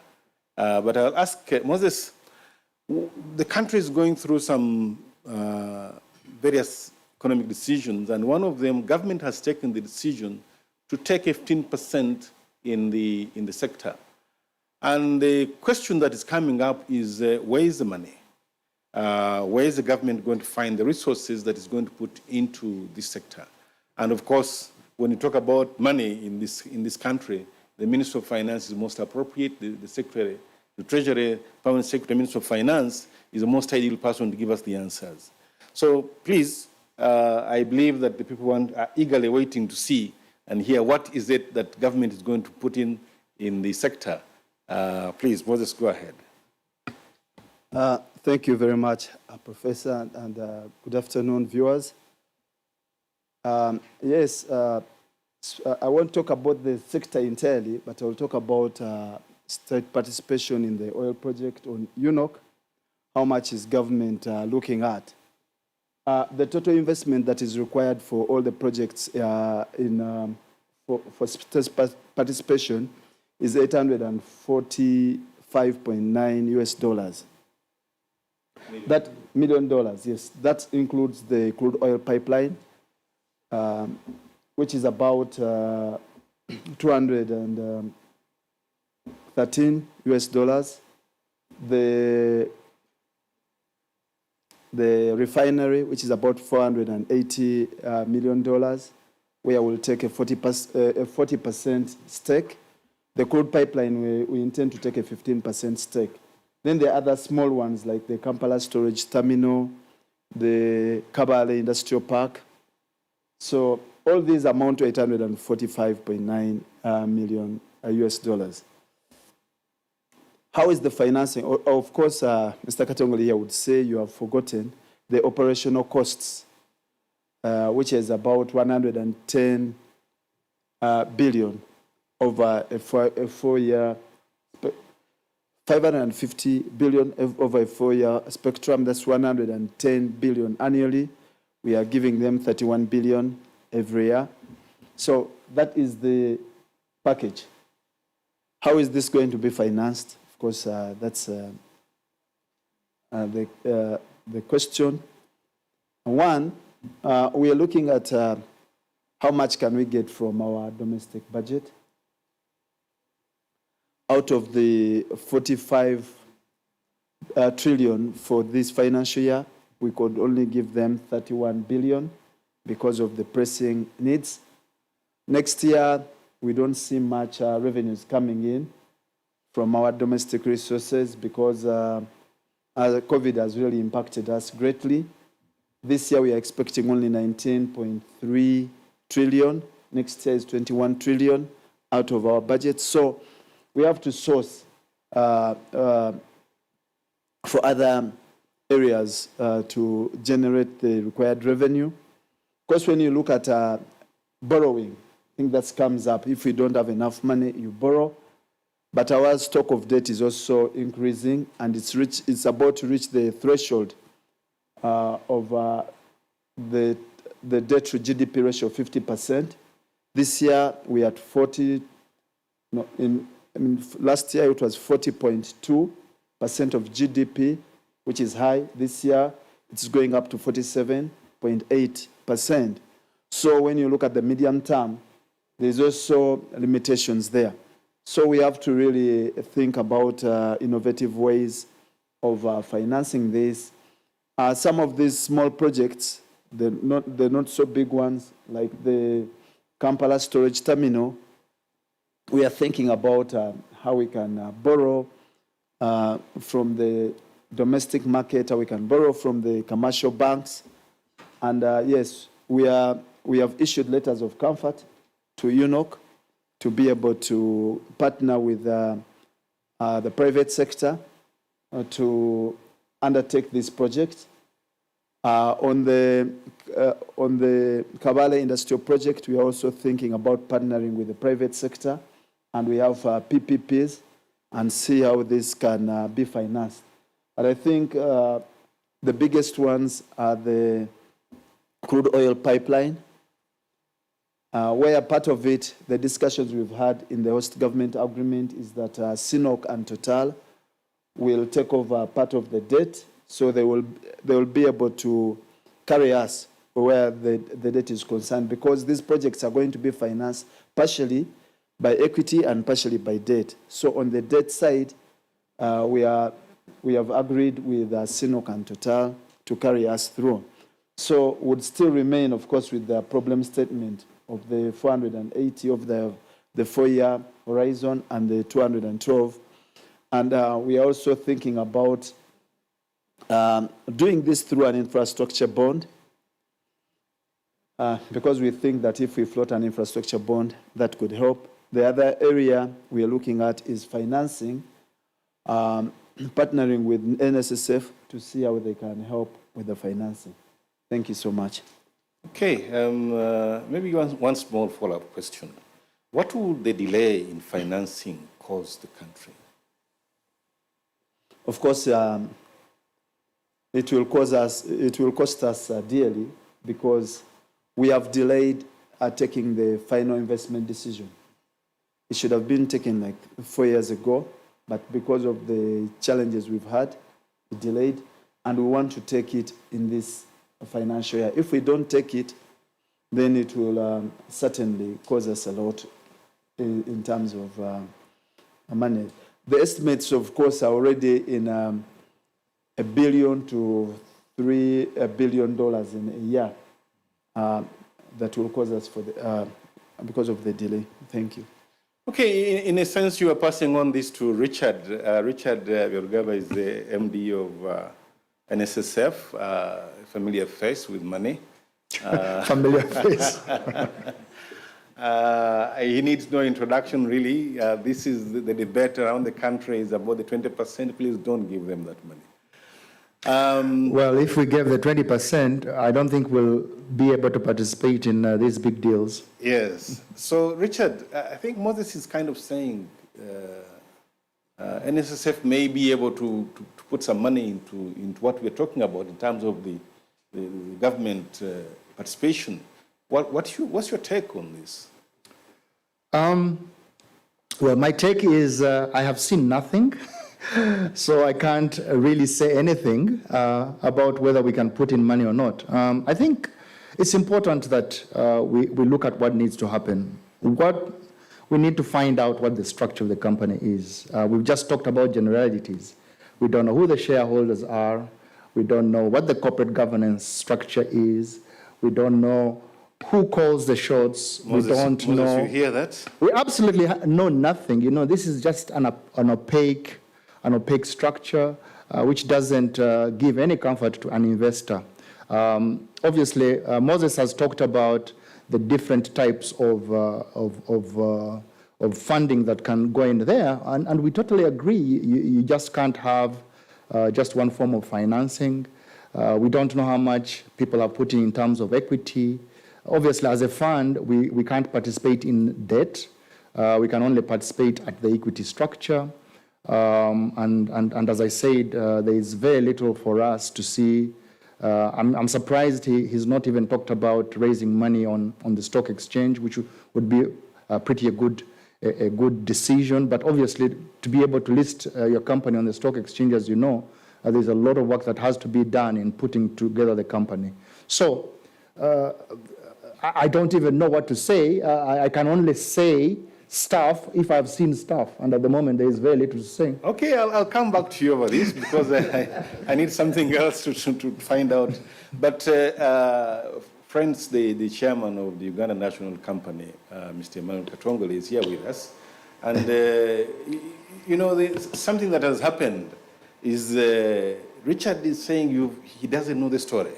He doesn't know whether you need the money or not.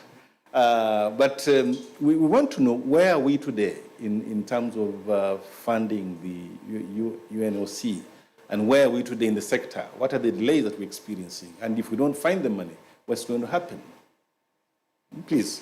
Mr. Emmanuel Katongole is a very familiar face in the business community. He needs no introduction. Please, well, thank you so very much, Professor, and good afternoon, viewers.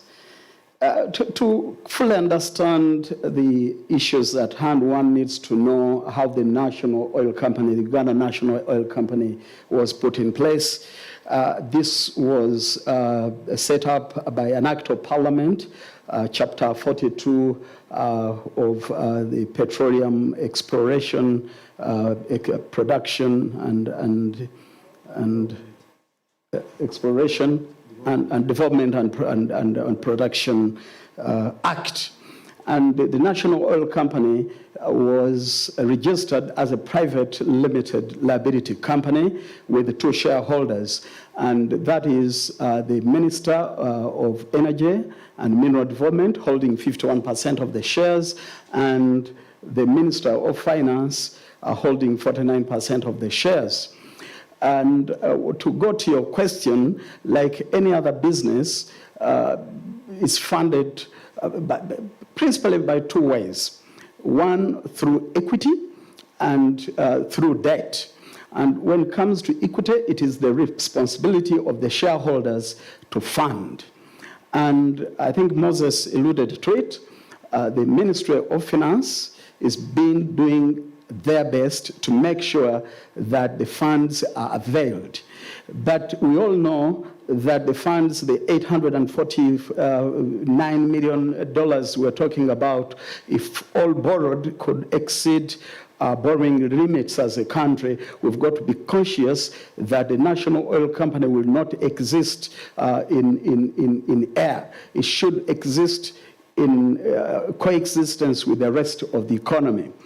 And to do that, a number of proactive decisions have got to be taken. But of course, and I think Moses mentioned it, to see that funding is got. And he mentioned the processes. Right now, the operational funds are being provided, although not enough, but being provided through budget by the Ministry of Finance. And when it comes to the projects, commitments have been done to make sure that is done. First of all, in the upstream area, that is not a major problem because the National Oil Company is being carried on by the International Oil Company up to First Oil. And when First Oil comes in, we've got a leeway of 3 years. 3 years before the cash calls are really required of us. So that's not a problem. Then the issue goes to the midstream part of the business. And in that, again, Moses mentioned, we are to participate with 40% of the refinery. But the critical part of it that will define an immediate FID is the pipeline, where we're to do 15% of the shareholding. And 15% to the debt equity ratio of 60-40 requires the national oil company to put forward $213 million. $213 million is a lot, but it's not something that is not doable. We have got all the assurances that the government of Uganda is doing whatever it takes to make sure that this money is availed, and I have no doubt in my mind that this money will be availed. Then, once the FID is taken, investment opportunities will be opened to the rest of the sectors. Then we're going to look at issues like is mentioned, the various bonds, the various financial intermediations from various lenders for equity participation. Certainly, when the time comes to call on our National Social Security Fund, all the preparations will be done like any other business prepares. And we're sure that the way the National Oil Company has been set up and managed, the National Social Security Fund will find it an attractive proposition to invest. So that's where we are. Okay, I think from what Richard was saying, and you need to prepare your prospectus so that they know what the company is about, and maybe if you're looking for money, they may wish to look at it and see if they can find resources for it. So, but I think from what he's saying, really, that there's no indication that the oil sector needs money. Maybe he's had it in the press and right now. But some legal issue you mentioned.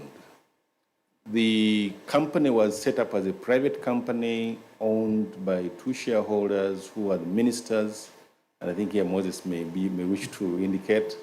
So we're regarding it as a private company owned by government and also as a private company which is a state enterprise. This may cause a bit of a problem. I think you need some legal people to be able to understand where you're coming from in terms of the flexibility of the company being run. But in terms of funding, of course, this is a government company. We cannot say it's a private company. Those set up under the companies acting as a private company. So this may cause some issues, especially when you are seeking the bond, as he indicated, or when you are looking for equity participation from NSSF. These are issues that really you must clean up. However, I want to follow up with something else. Having been with UNC for some time now, you've seen other companies elsewhere. How are they performing? How do they raise their money? You know, in Africa, there are some companies that are doing very well. The oil companies owned by government. I think really there are a number of successful oil companies that we can really look at. Not very many in Africa, but we've got an example of the National Oil Company of Algeria is quite a very successful oil company. We've got one in Egypt, quite a successful oil company. The one in Angola had some issues, is now picking up. But there are a number of international oil companies that really we look up to, and you say, oh yes. Statoil, which has just changed its name to Ekinu of Norway, has been a great example for which we have followed. And the Uganda case is really followed the Norway example right from start, formation, and see what they've done. And one thing that is so clear and foremost, which is a common denominator for all these national oil companies, is the total commitment from their national governments total commitment in terms of funding and to see them grow. This has been done, and as our brother from Ghana just said a couple of minutes back, there must be that commitment. But other than that commitment from the national treasury, we have seen national oil companies being allocated, having access to direct exploration licenses. And in Uganda, this has been provided for by law. And as we speak, the two cases where the Uganda National Oil Company is participating, and I think this will ease the pressure on the government of Uganda as far as funding is concerned. One is the direct application for a license. We're participating with CNOC to do a direct application, and this should really ease the financing pressures. This for the two fields in the oil in the Albertine region, but we're also trying to do a very independent application for a license by UNOC as an entity. And once this is done, and this is again provided for by the law, and once this is done, our projection is we shall de-risk from the exploration risk as a company, but then present a business proposition to a partner, and we believe that will be actually much better than the current 15% that Uganda holds in the various production licenses that we have. Once that is done, we should be able to attract competent partners, and these will bring in capital, and for us, we should be able to bring in what it takes as the owners of the license. The people tend to call it terrorizing it. Companies have done this before. Companies invested as small as $100, $200 million, and when they were going out, they were able to get as much as $1.5 billion. Why can't Uganda do it? It's a way of actually easing the pressure, and the beauty is that this is provided for by law, and we're taking advantage of it. Okay, I'll go back to Moses. I think Emmanuel is talking about, you talked about a figure, 845 million dollars the Uganda government needs for the 15%. What does that translate into dollars? 15% is about $15 million, $15 billion. Well, 15% for the pipeline is $213 million. The total amount that will be invested in all the things that you're talking about $15 billion, not so? No, about 100. No, the entire sector. Yes, $15 billion. Yes. Back to you, Richard. $15 billion, but we want only 15% of this money. Why is NSSF in the numbers are mind-boggling, if you accept that. Yeah. I mean, listening to the two gentlemen, certainly Emmanuel, who is on the board of the company, and Moses, who is in the Ministry of Finance, I believe that from an investment point of view, because we do a due diligence before we get involved, certainly on the equity side of a business, to make sure that when these funds are paid or we buy a stake in the company, that the company will be able to deliver on all those deliverables. And I think that at this stage, to be quite frank, I do not see that we've gone through the details of setting up the structure, setting up the corporate governance, setting up all the tenants that we as an investor would look at. I'm sure that we all know the stages of financing. There is financing that happens at the exploration stage, which is really like a startup business. Many people who go in there will probably come in with venture capital. We tend to avoid that. We tend to come in at the stage where investment and production has already started.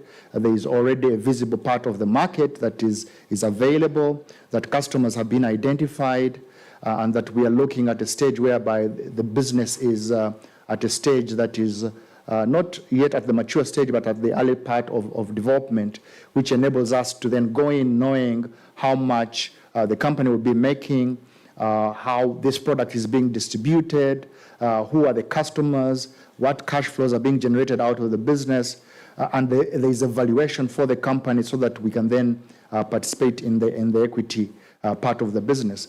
I think there's still a long way to go as far as I can see now, but all I can assure everybody that it is an opportunity I would like to get involved in. Certainly, we could get in at the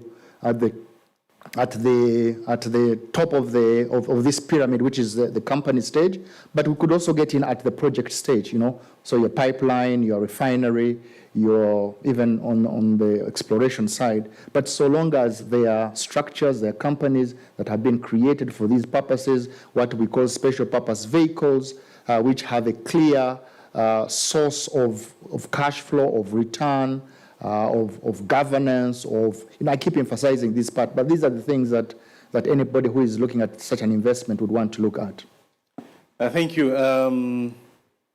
You mentioned something, I'll give it to Moses at some stage, but I now want to go to Jimmy Mugerwa. Friends, Jimmy Mugerwa maybe is the most knowledgeable person here. In the terms of oil, he's been in this sector for more than 10 years. He was general manager of Tullow. What Richard is talking about in terms of structure of this company, how it operates, I know he knows best. Jimmy, welcome. Thank you. I know you are now a consultant in the sector, and I think what do you advise us to do? Just as a quick reaction before we go into some questions. Hire him. Thank you, Prof. It's actually not 10 years, it's almost 30 years in oil and gas, starting off in Shell and now Tullow, and eventually to the private business. But I think what we're talking about is to step back and talk about what is the opportunity we're talking about.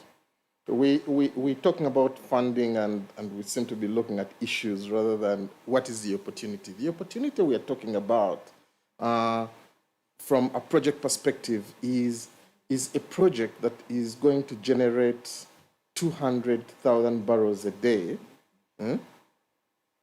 of which government, UNOC, will take 15% of that. And if you just think about that alone, that is 30,000 barrels a day. That is the amount of oil that we consume in Uganda per day. That is the amount of oil that UNOC has if you look at the revenue side. So, yes, at the moment it sounds like we've got some difficult issues around funding is concerned, but this project, if it is bankable, if we're able to get it to FID as the discussion we had yesterday, you'll actually discover that funding is a smaller issue than we're thinking about. If you think about national oil companies across the world today, and Emmanuel, the chair, mentioned them, the 19 out of the top 25 oil companies in the world are national oil companies because they own the resource. 90% of the resources in the world are owned by national oil companies. And what we are talking about is a baby in UNOC that is being born, and I can tell you the potential is huge. So Richard, yes, it is okay to worry, but if you think that you're going to have 30,000 barrels a day, and you take it at an average price of, say, $50 a barrel, and that's about $1.5 million a day you're talking about.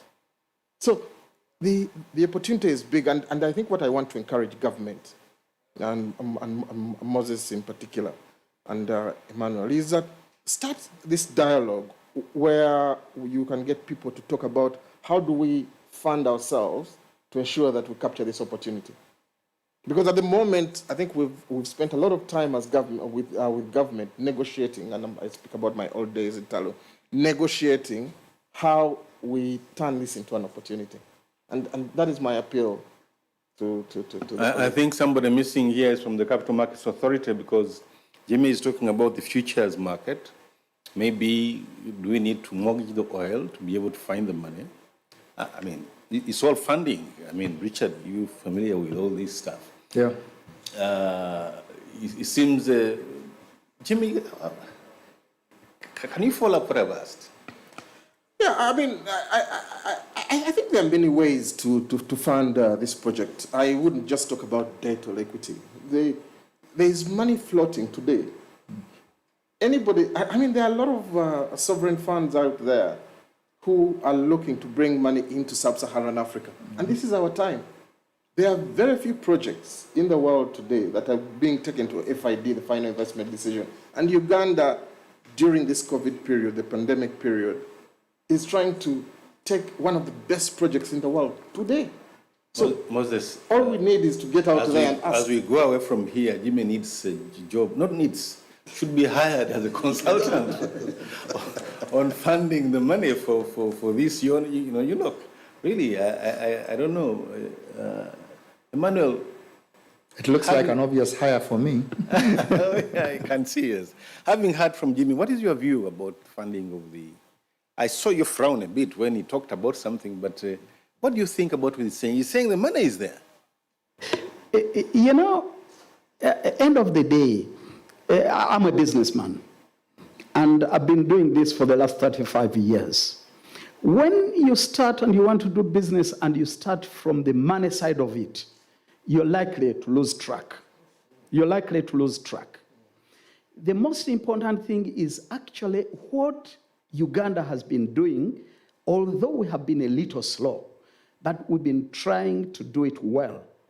Put in place a conducive and very tight legislation process that will govern the resource. This has been done. You do skilling and training of our people. When His Excellency the President took on this, the first decision he made was get as many young men and women, Ugandans, take them to leading petroleum teaching universities and schools, and they came back as experts. This was achieved. We have transformed our former cooperative college into a national college that teaches petroleum and is doing very well. So these preparations, once you do all this, and then you put in place a national oil company, first of all, again protected by the law, putting in place a board and a management team that is above reproach, which I believe the president did. Once you have all this, and then you start putting together a prospectus, you will find that actually it will be money chasing the idea, not the idea chasing money. And I think as a country, we've done that. What we need to do right now is to move fast. Because once you're in the kitchen cooking all the time and food is not coming to the table, it becomes uninteresting. So we've got to do all that. And with the preparations that we've done, and with what so far has been achieved, I have no doubt, and through experience of the last 30 years, like Jimmy has said, I have no doubt that money is going to follow these good ideas because the resource, our oil is so resourceful, and what we can get out of it, any investor would want to be part of this story, Despite all the challenges that the oil companies have gone through, why are they so keen that they are still pushing? And it's because it is valuable. It is a valuable resource. When you're a businessman like me and you see where there is money, you smell it. You want to stay there. And I'm 100% sure that my brother Richard will pick interest. What he requires is what he has asked for, and this is going to be prepared. And I have no doubt that with the preparations we've made as a country, that funding is going to be availed. Yes, Richard. I can smell the 30,000 barrels of oil per day. Yes. Smells good. But Richard, having done a wonderful job at NSSF, what do you tell Emmanuel about the state sector? What would you tell or share with Emmanuel? You know, we were looking at a very key company. Yeah. What would you advise him about? You know, Emmanuel, I've now worked with with a public company or a government company for almost a decade. And I've got one or two things that I can authoritatively say. It's so difficult to get the corporate governance right in a public entity because there's so many interests. Your board probably is appointed by your minister, by the president, okay, on the recommendation maybe of a minister. And there are so many interests that are covered there. We've got a board that is, sort of has got its constituents, so the workers, the employers, and the government all sit there. But everybody's got their own. So it's important that that process gives you the best guys for the job, and that those best guys are able to then put in place processes and procedures, allow those policies to be written down and those policies to be followed. And then you have a management team that actually contributes to the strategy, and that the strategy is robust and that it cares about the customer, because at the end of the day, it is the most important person, the customer, who walks in there and gives you the money. So in your particular case, it would be the companies that are going to buy your oil. You should be able to have a good way of rewarding staff. First of all, hiring the right staff, making sure that the strategy is broken down into objectives that are then broken down to every individual staff, and that every individual staff knows that it's their responsibility, that if they perform this way, they will get this reward. Salaries can be a big challenge. Of course, I know that one of the biggest issues within government agencies is that the salaries are not as competitive as they can be, and therefore not the best talent is hired. So I would certainly ask that you get some dispensation to make sure that you are able to compete with the private sector in hiring good talent, and that that talent comes in and drives the business, that there is innovation, that the new ideas that are current, your industry is very specialized. There are a lot of things that are changing.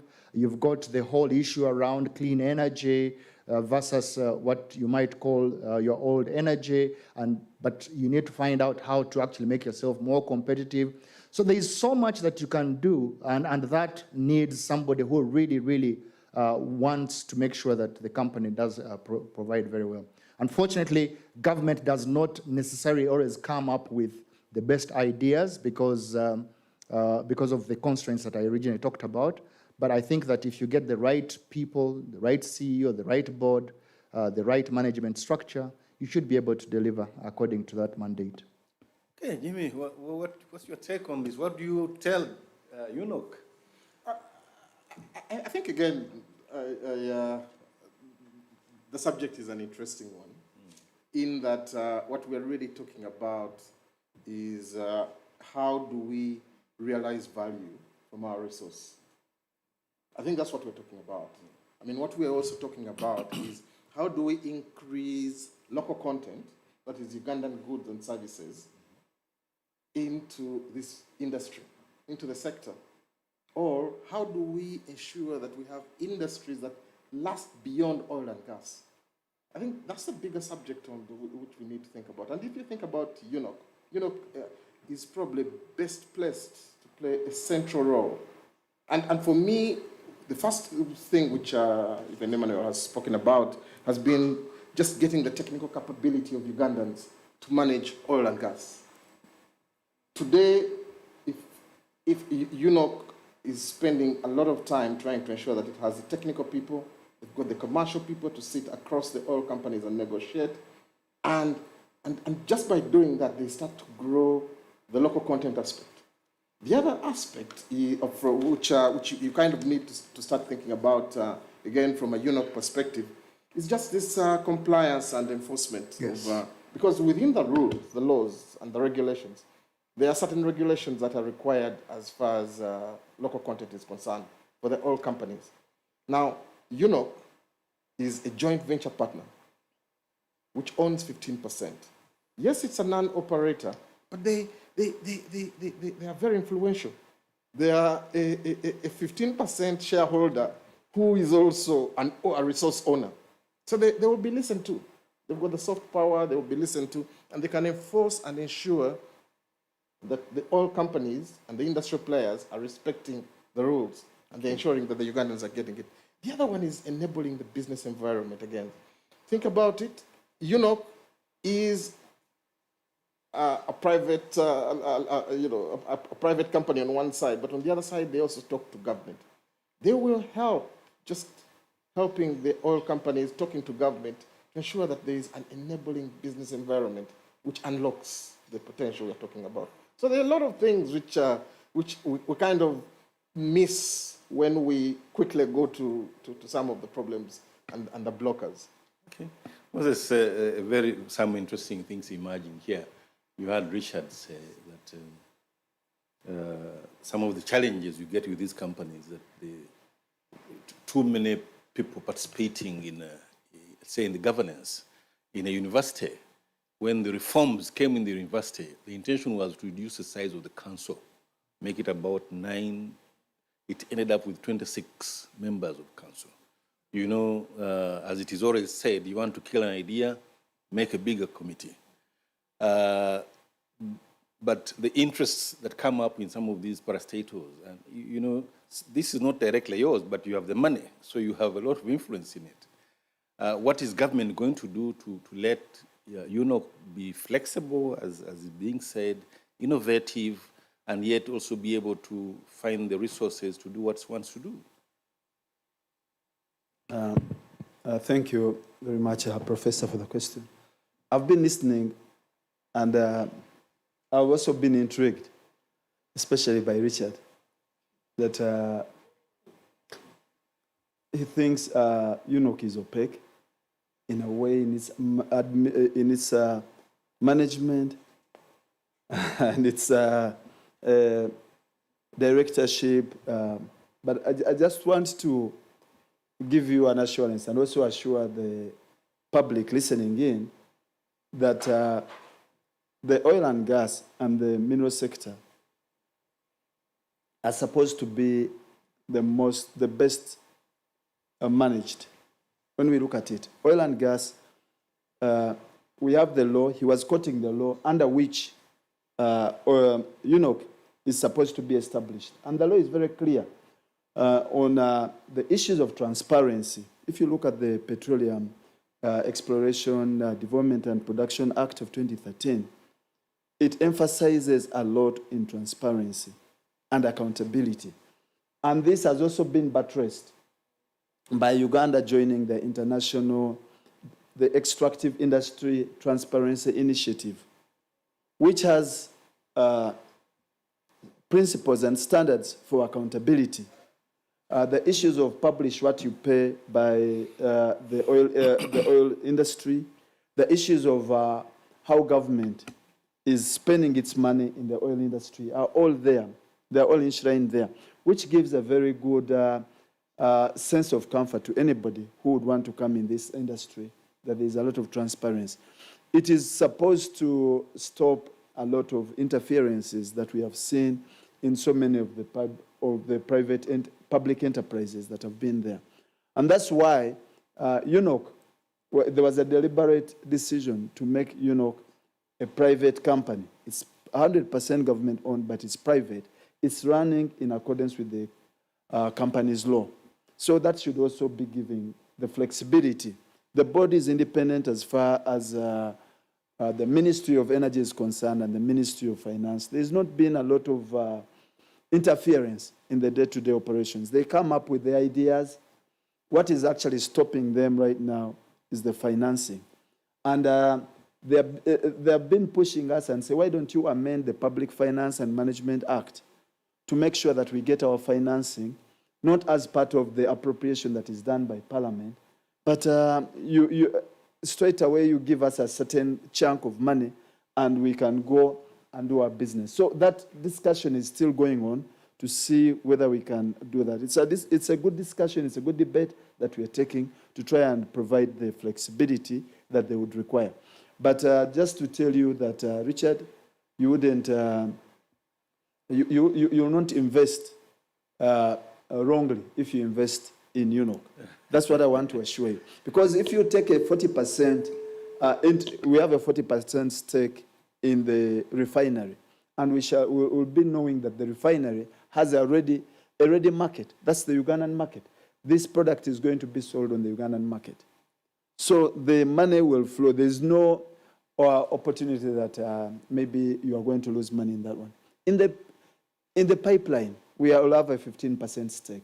The pipeline, there's a tariff which you're going to take from just transporting the oil. And if we have that part of that money is committed, it's assured, it's going to come to you. So there are very good investment opportunities which we can really take advantage of.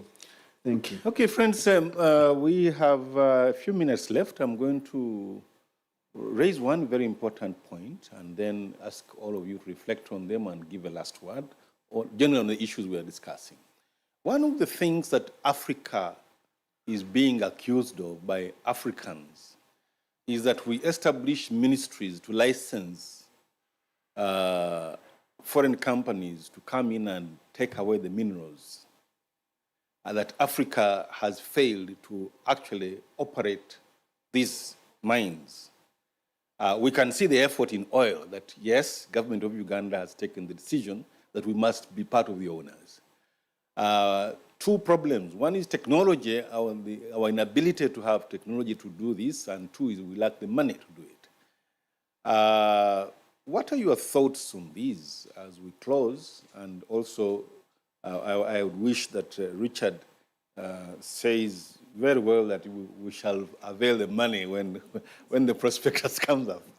Let me start with Jimmy. What are your last thoughts on this? I think my last thought from this is that let's not take our eyes off the ball. We've got a good resource. We will have to accept in the short term that funding is going to be an issue, and this funding is just a temporary issue. Come 5 years down the line, when the oil companies, when the oil is being pumped out and UNOC is receiving money, there will be a wash with cash. It will become a big company. I think the key thing now is ensure that you have the enablers, get the funding, get the governance in place so that we're not accused, get some of the organization issues in place. I'm glad about the current board and the current CEO. I think they're doing a good job. But start to think about the future. So you will have to accept that we are not oil and gas experts in Uganda, but we are learning.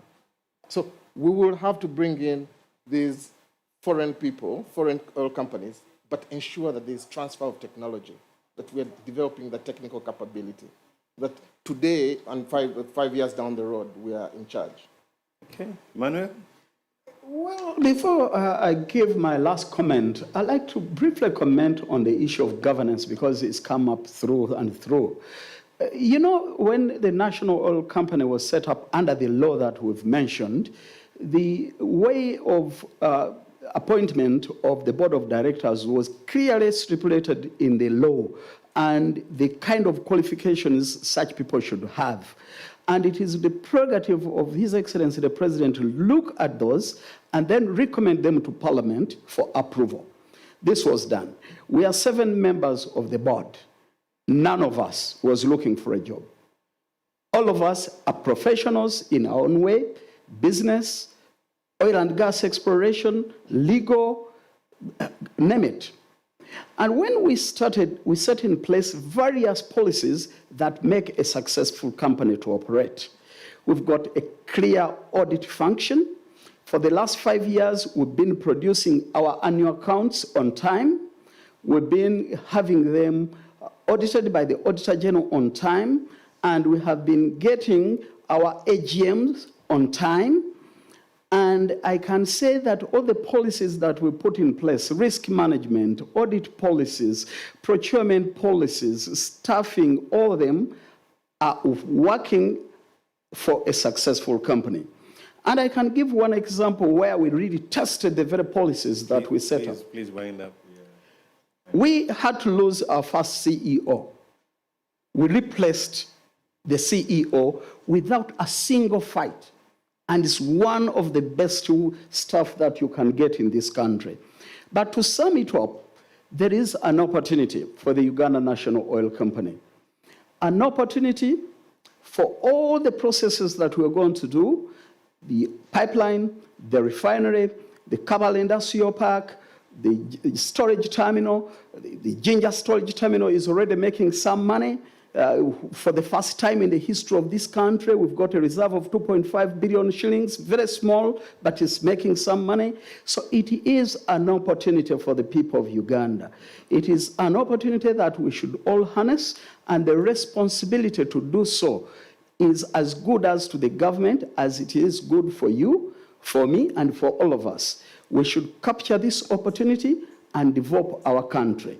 Once we do it, future generations will say these men and women did not live for nothing. Thank you. They lived for their country. Thank you. Richard, do we have the money? We have the money, but we need a structure that's working to be able to invest. I can actually say that Uganda is absolutely in a lucky position because the industry has started when all the other countries have sort of made all the mistakes for us to be able to look at. So there's no reason really why we should fail because we've got all the lessons. I mean, the last speaker, as you know, before we came on was from Ghana, and they've got an experience there which we can look at. So I would say that there's no reason for us to fail. Put the structure in place, let's raise the money, and let's do the business, and let's make sure that the customer is happy with the product that we are offering them. Moses, you have the last word. You are the one who funds UNOC. Yes. He said, could you give him some more money? We hope we can hear something on this. Government is committed to UNOC, and it's going to look for ways of financing UNOC as the projects have reached the final investment decision. There's no moving back, there's no turning back, so we are going to invest. But I also want to assure people that this is a very profitable business because so far the amount of investment that have been pumped into the industry is 3.8 billion. So you can't invest 3.8 billion, and that has been in exploration and development. $1 billion, and that's been exploration and development. So that is an indication that this is a very viable business. Thank you so much. Okay, as we leave, something to think about, the capital gains tax. Of course, we use that money then, since government uses money annually. I hope if there's another round of capital gains, this may go towards funding these things. But of course, we also need to start looking, and this is for Emmanuel. There's a man called Musk, the man who produces cars that use electricity. Mm-hmm. Tesla. Maybe with these cars, we buy all the cars. They may be here in the next 10 years. Yep. I hope by then, we'll have made enough money from oil. Enough money from the oil. Ladies and gentlemen, thank you very much for listening in. It's been a wonderful panel this afternoon. And I'd like to thank you, gentlemen. It's unfortunate we didn't have a lady. I hope that the organizers could look at this next time. Thank you very much and have a wonderful day. Thank you.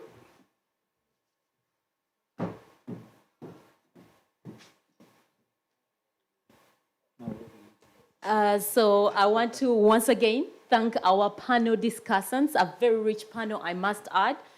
Professor Balunyo, well done with the moderation. Excellent, excellent discussion contribution from Mr. Moses Kagwa, the Director, Economic Affairs, Ministry of Finance. Thank you, sir.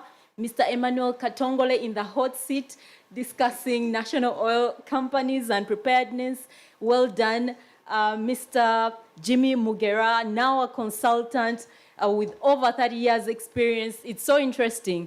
Right before you is almost close to 150 years of experience combined by these very distinguished gentlemen. And of course, none other than Mr. Richard Byarugaba, the guy who keeps our money and the one we rely on to give us good interest rates and good returns every year.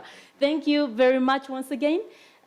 So without further ado, I would now kindly request you to please take your seats as we work on inviting the next panel discussants. The next panel discussion and our last one is on the threats to the future of oil exploration. and it will be moderated by none other than Madame Petronilla Lamunu, who is Petronilla is a research lady from ACOD, which is a leading think tank. Petronilla, you're welcome.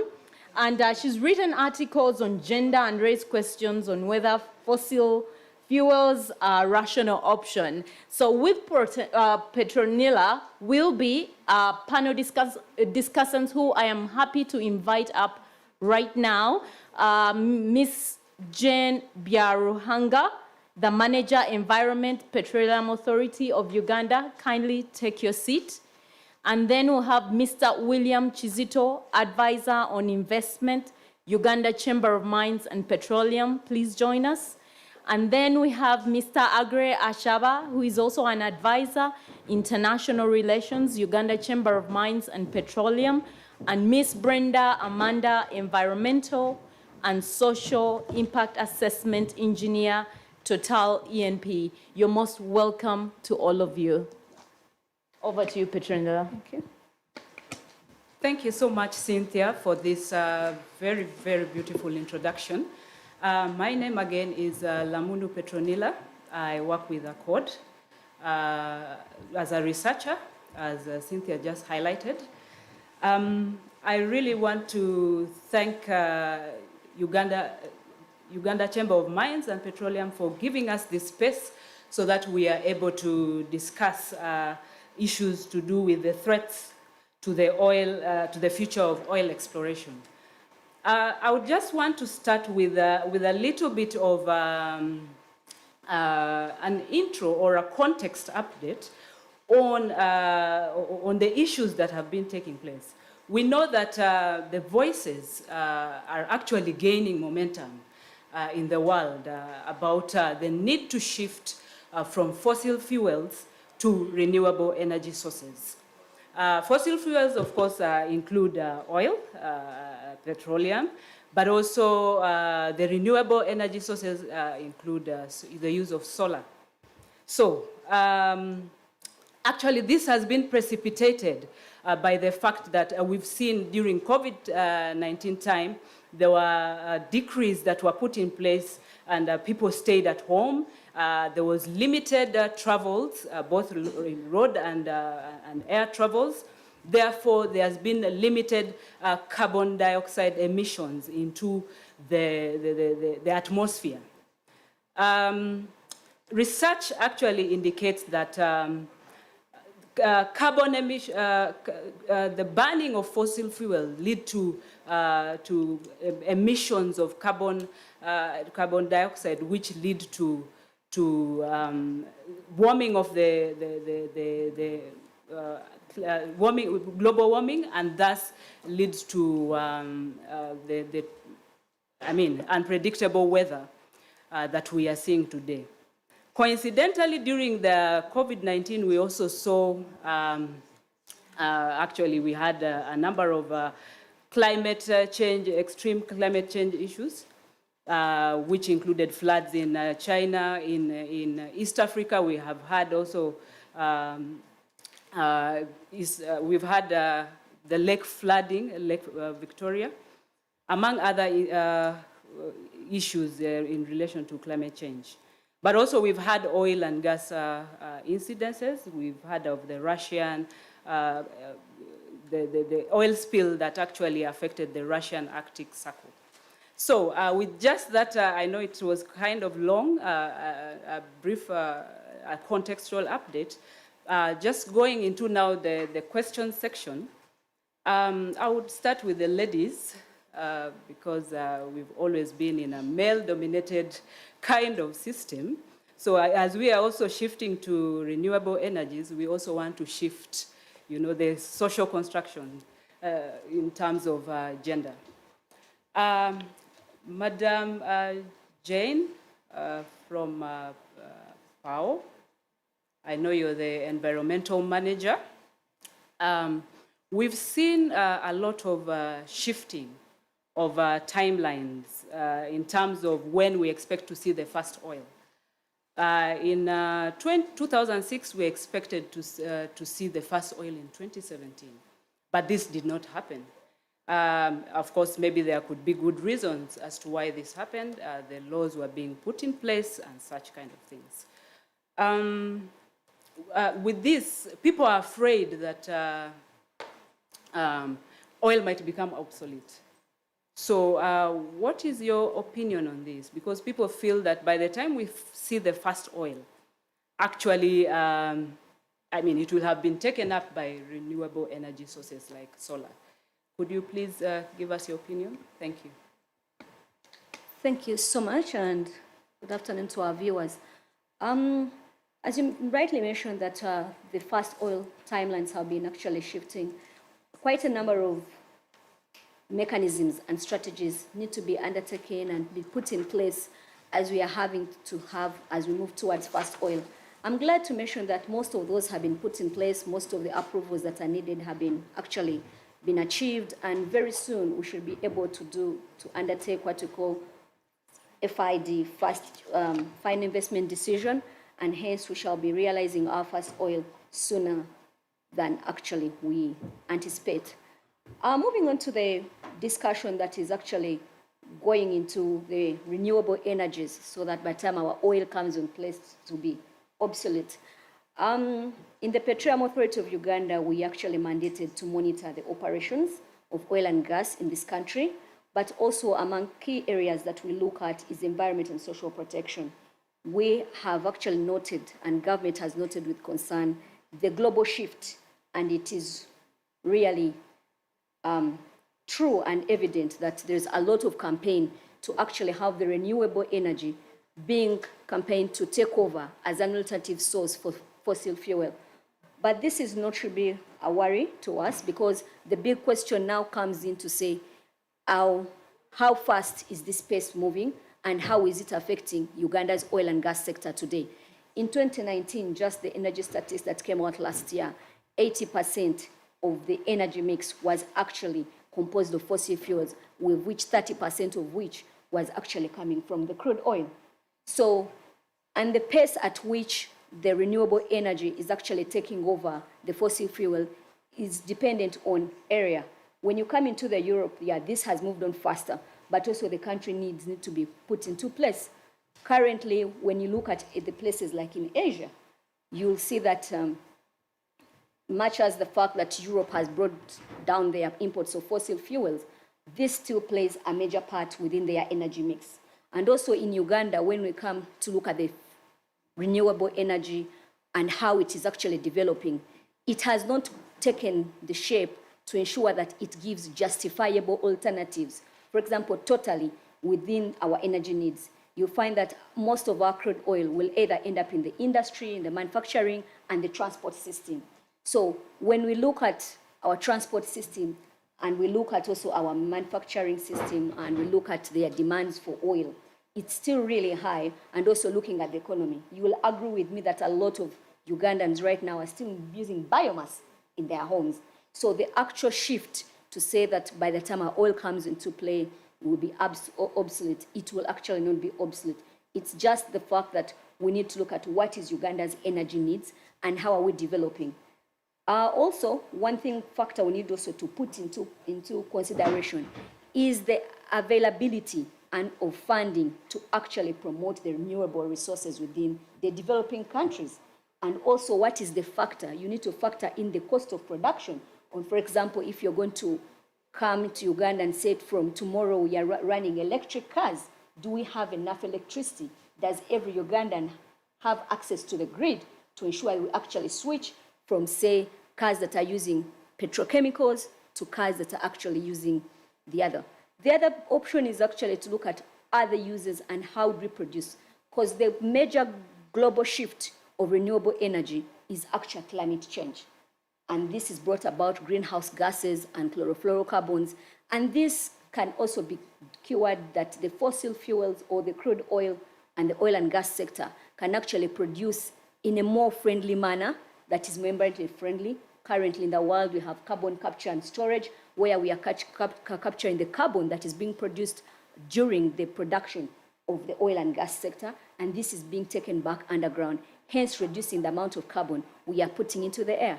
We are looking at cleaner technologies as we are actually doing this, the diesel generators being used are also in the country getting cleaner and greener. So I believe by the time our oil comes on ground and comes out of the ground and we get fast oil, actually our oil won't be obsolete. And in Africa, for a long time, we shall actually continue to see, just like in Asia, a coexistence of the oil and gas sector together with the renewables, depending on the factors like cost and also depending on the factors like availability, and can they actually substitute the needs of oil and gas, for example, running in the transport industry, running in the manufacturing industry, and also maybe needless to say, Uganda has actually taken a step. We are signatory to the Paris Agreement. We have put in place the climate change bill. We have put in place the climate change policy, and all these we are trying to integrate them. And within the oil and gas sector, we are trying to minimize, and the PAU is focused at actually minimizing our carbon footprint as the oil and gas sector. Thank you so much, Jane, for that elaborate explanation. You've actually hit the points hard. The question she's asking, are we really ready to shift from fossil fuels to renewable energy? And she gives the examples of, is it going to be a just movement when we talk about moving from fossil fuel to a renewable energy? There's a likelihood that actually many people will lose their jobs when we talk about this at the moment. So my next discussant, I want to invite Brenda, maybe to give us some points on what has been put in place from Total, being the environmental, social, and impact assessment engineer in Total E&P. What can you tell us about what have you put in place to reduce the carbon emissions in your operating areas? Thank you. Okay, thank you, Petronila, for just including the climate change discussion in this. I want to start by saying that Total's ambition is to become the responsible energy major and is setting targets and activities to sustainably diversify our operations and activities to meet the energy demands of a growing population. As Total as a group, and when I say this, I mean so the operations globally, Total as a group has identified areas to target and focus in our response to the climate change action as one of the sustainable development goals by the UN. The 4 areas that I'll get into briefly and give a few examples from the global operations are, 1 is a reduction in our methane emissions across our projects and operations. The focus on methane is particularly because methane has been recognized to have 4 times the greenhouse gas potential of carbon dioxide. So it's important that methane emissions are limited and reduced. As Total as a group has committed to a policy on no routine flaring for operations. What this means for the Ugandan project is that during the development and operations, focus will be put on best available technologies for electricity generation, improvement in the efficiency of plants to limit flaring. The second area that Total Group is focusing on is on increased investment in natural gas production and distribution, and investment in low carbon electricity. Some of the areas that Total as a group has focused on are renewable energies, investment in renewable energies, including solar, wind, and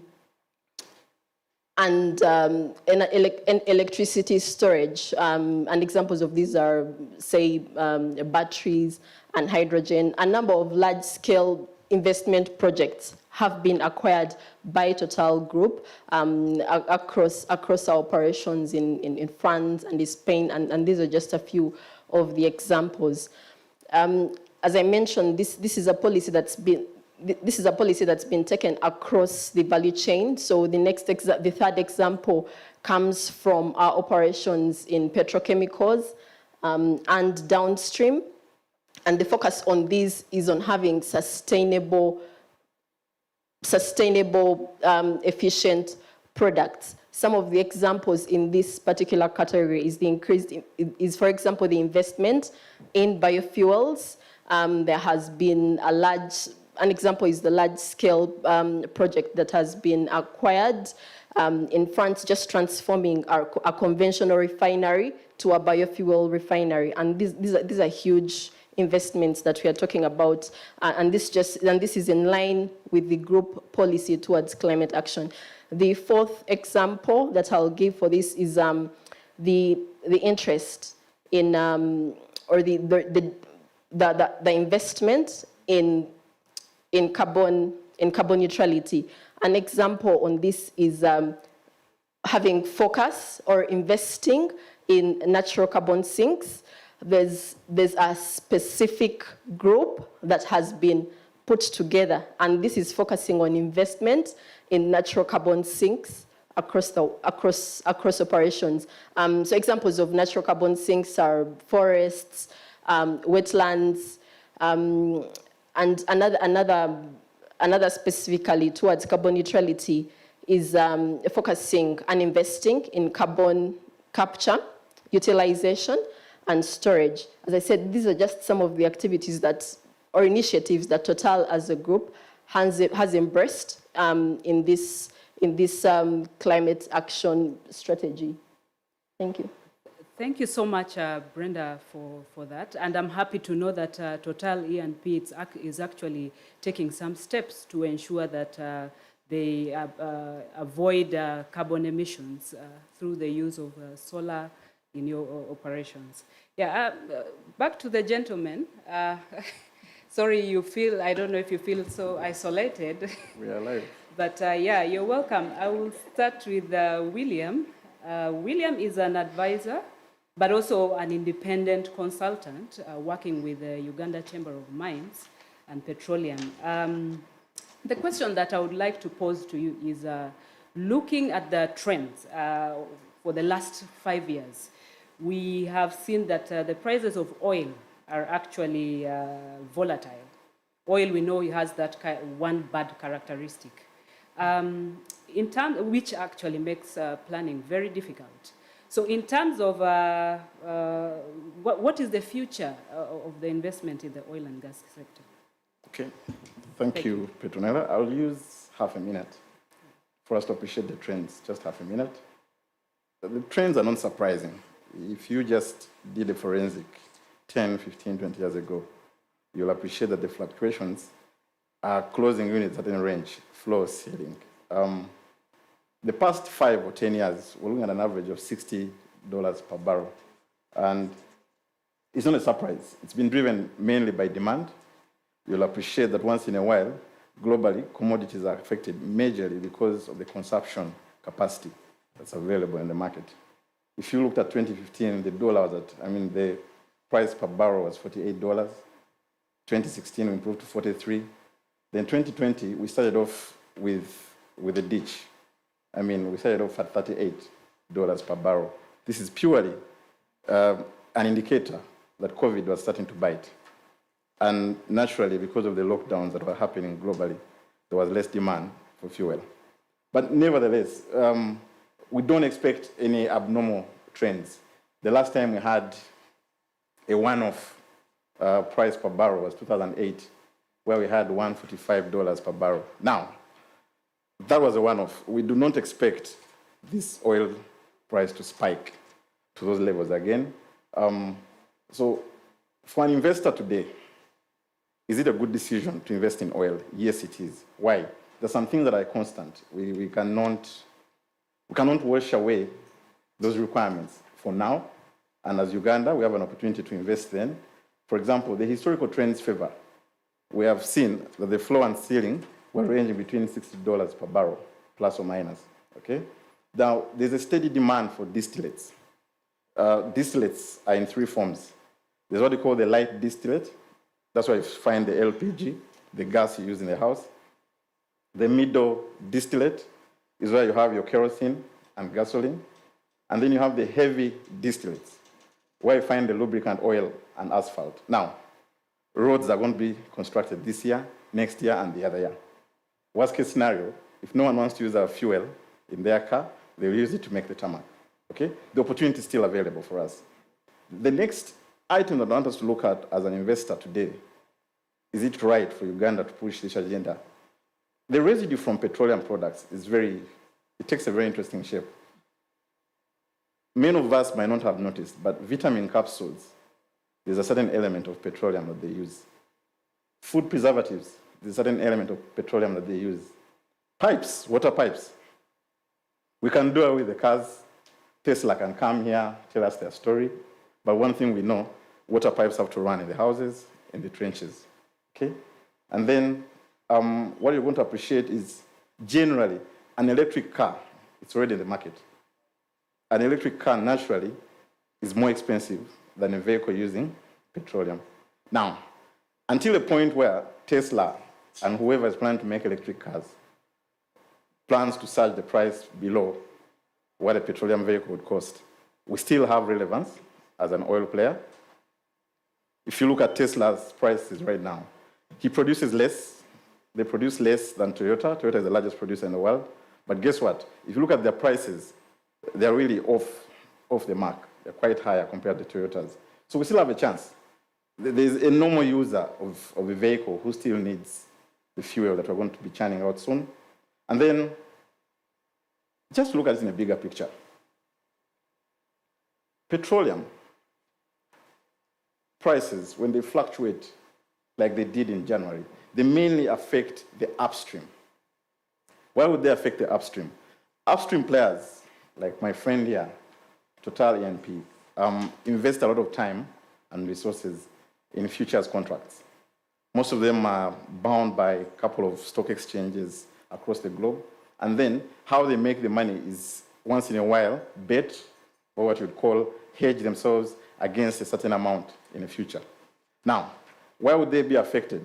Just imagine January, if Total had projected to sell a barrel of oil at $50. This January, they'll be winding up the business, okay? Lucky enough, they have hedging structures, they're in position to absorb the shock. But coming to the downstream, where almost the majority play, the car users, the household users, the people who use kerosene, we're hardly affected by the global prices. Why? The changes in the general oil price do not necessarily impact on the consumption at the grassroots. For example, naturally, middle-income earners would love to drive. Few of us will even appreciate that on CNN, prices are going off the hook, but we continue to drive. We continue to cook because gas is needed in the house. So what you will see is that at the bottom of the pyramid, the downstream, we are not necessarily affected. And that's why the bigger market is. I'm not planning to churn my oil to give it to Total to use. Total is planning to use it to trade, and naturally the end user is going to be the downstream player, the last person who consumes. So what do we have in here? We have a chance to hit a jackpot. If the trends are normal, that historically they have been up and down, they have been fluctuating. If there's still demand for the oil that we plan to produce, clearly Uganda has a chance to make a killing. Thank you. Thank you so much, William. I'm happy to hear that we will be able to hit a jackpot at one point, and the fact that we should not be threatened at the moment in terms of the shifting, because the electrical cars are still very expensive and not affordable. Agri, could you in a minute just chip in what William has just spoken about? Agri is also an advisor with the Uganda Chamber of Mines and Petroleum. Just a minute. Thank you so much. I just wanted to probably add on to what William has just highlighted, and to say that oil is not dead, but obviously the future for e-vehicles or EVs is brighter than before. But this conversation is not very recent. This conversation is as old as probably the 1900s, because electric vehicles actually were just outstripped in terms of cost and affordability by combustion engines. They have been there before, from around 1900 up to today. Obviously, when the distances increased and the costs for manufacturing of EVs became very challenging, people opted for combustion vehicles, combustion engines, and that is how the oil became very relevant to today and how it is continuing to be a major resource for automobiles, transportation, and other uses. However, fast forward to the future is that with the advancement of technologies, the fear of peak oil, and obviously climate change, there has been a renewed interest in EVs. And when you look at the disruptors like Tesla, BYD, the Chinese company, which is, by the way, predominantly a battery manufacturer that has gone on to grow to become a car manufacturer. One of the challenges of EVs has been, obviously, batteries and the storage for longer distances. But with the advancement of technologies, it has become a conversation now that has afforded them to store energy longer and to allow vehicles to go further. Obviously, when we speak about our Mineral Wealth Conference, you will then see that Uganda is a bit gifted now, that even with the advancement of electronic vehicles, Uganda is also in a preferred position because lithium, cobalt, and all these battery minerals that are required to support this industry, Uganda actually has abundance of them. So I urge viewers that they also continue for our Mineral Wealth Conference, which is happening next week, to now understand how Uganda can be able to play in that space. However, just to give a bit of highlight, is that about 42% of the value of petroleum is in the fuels and the power, transportation, vehicles, and everything else. However, 58% about there is actually in the derivatives industry. And that is why His Excellency the President insisting on the refinery was the ability to be able to tap into this derivatives industry. Because after refining, you have bitumen, which makes the roads. There are about 13,000 kilometers of roads in the whole world, rather million kilometers of roads in the whole world. It's about 30% of the cost of road construction. So if we are making our own bitumen as a country, we're obviously going to bring down the cost of construction. Secondly, there are synthetics, you have plastics. These iPhones, all the phones that we have are made of plastic. Even the electronic vehicles are made of plastic. So oil is not dead. It's not going to go away now. It is still running. And it's important that we appreciate especially the derivatives and how they can be able to be enhanced and done within the country as Uganda, because that is where we're going to derive most of our value. Thank you so much, all the panelists, for your views and opinions. This marks the end, but I would like to close, in my closing, to say that from our discussions, I picked that shifting from fossil fuels to renewable energy sources is possible, but it is not going to be a very easy task. To do this, we need an energy transition plan, I believe so, which needs to be very realistic in terms of making sure that the renewable energy matches the energy demands, but also looking at the issue of the just aspect in terms of employment. Yeah, I want to close this session at the moment. Thank you. Thank you very much, Petronilla, and your very amazing panel of distinguished individuals who have taken us through this whole future of oil and gas, not just for Uganda, but I think for the world. We have come to pretty much the end of the close of the second day of the 6th Annual Oil and Gas Convention, and I will ask my panel to please step down. So my co-host, please, if we can just wrap this up. It's been a very, very interesting discussion. I mean, the discussions today have really spoken to the future, where we're going, where we're heading to. What we've listened to today is a lot about preparedness. If you're a business, if you're a Ugandan entity, and you're not prepared, I think it's something for you to start thinking about. Preparedness, preparedness, preparedness. So, Cynthia. On parting shots, we are very, very thankful to all our viewers for all the participants who've taken part in the 6th Annual Oil and Gas Convention. We are so grateful. It's been a great honor co-hosting with none other than Tony Otoa. And as he mentioned, this is the end of our conference, two-day conference, and we are very grateful to all the participants and our sponsors and Uganda Chamber of Mines for sponsoring and organizing this convention. Thank you very much, and a good day and good evening. Thank you very much. Good afternoon.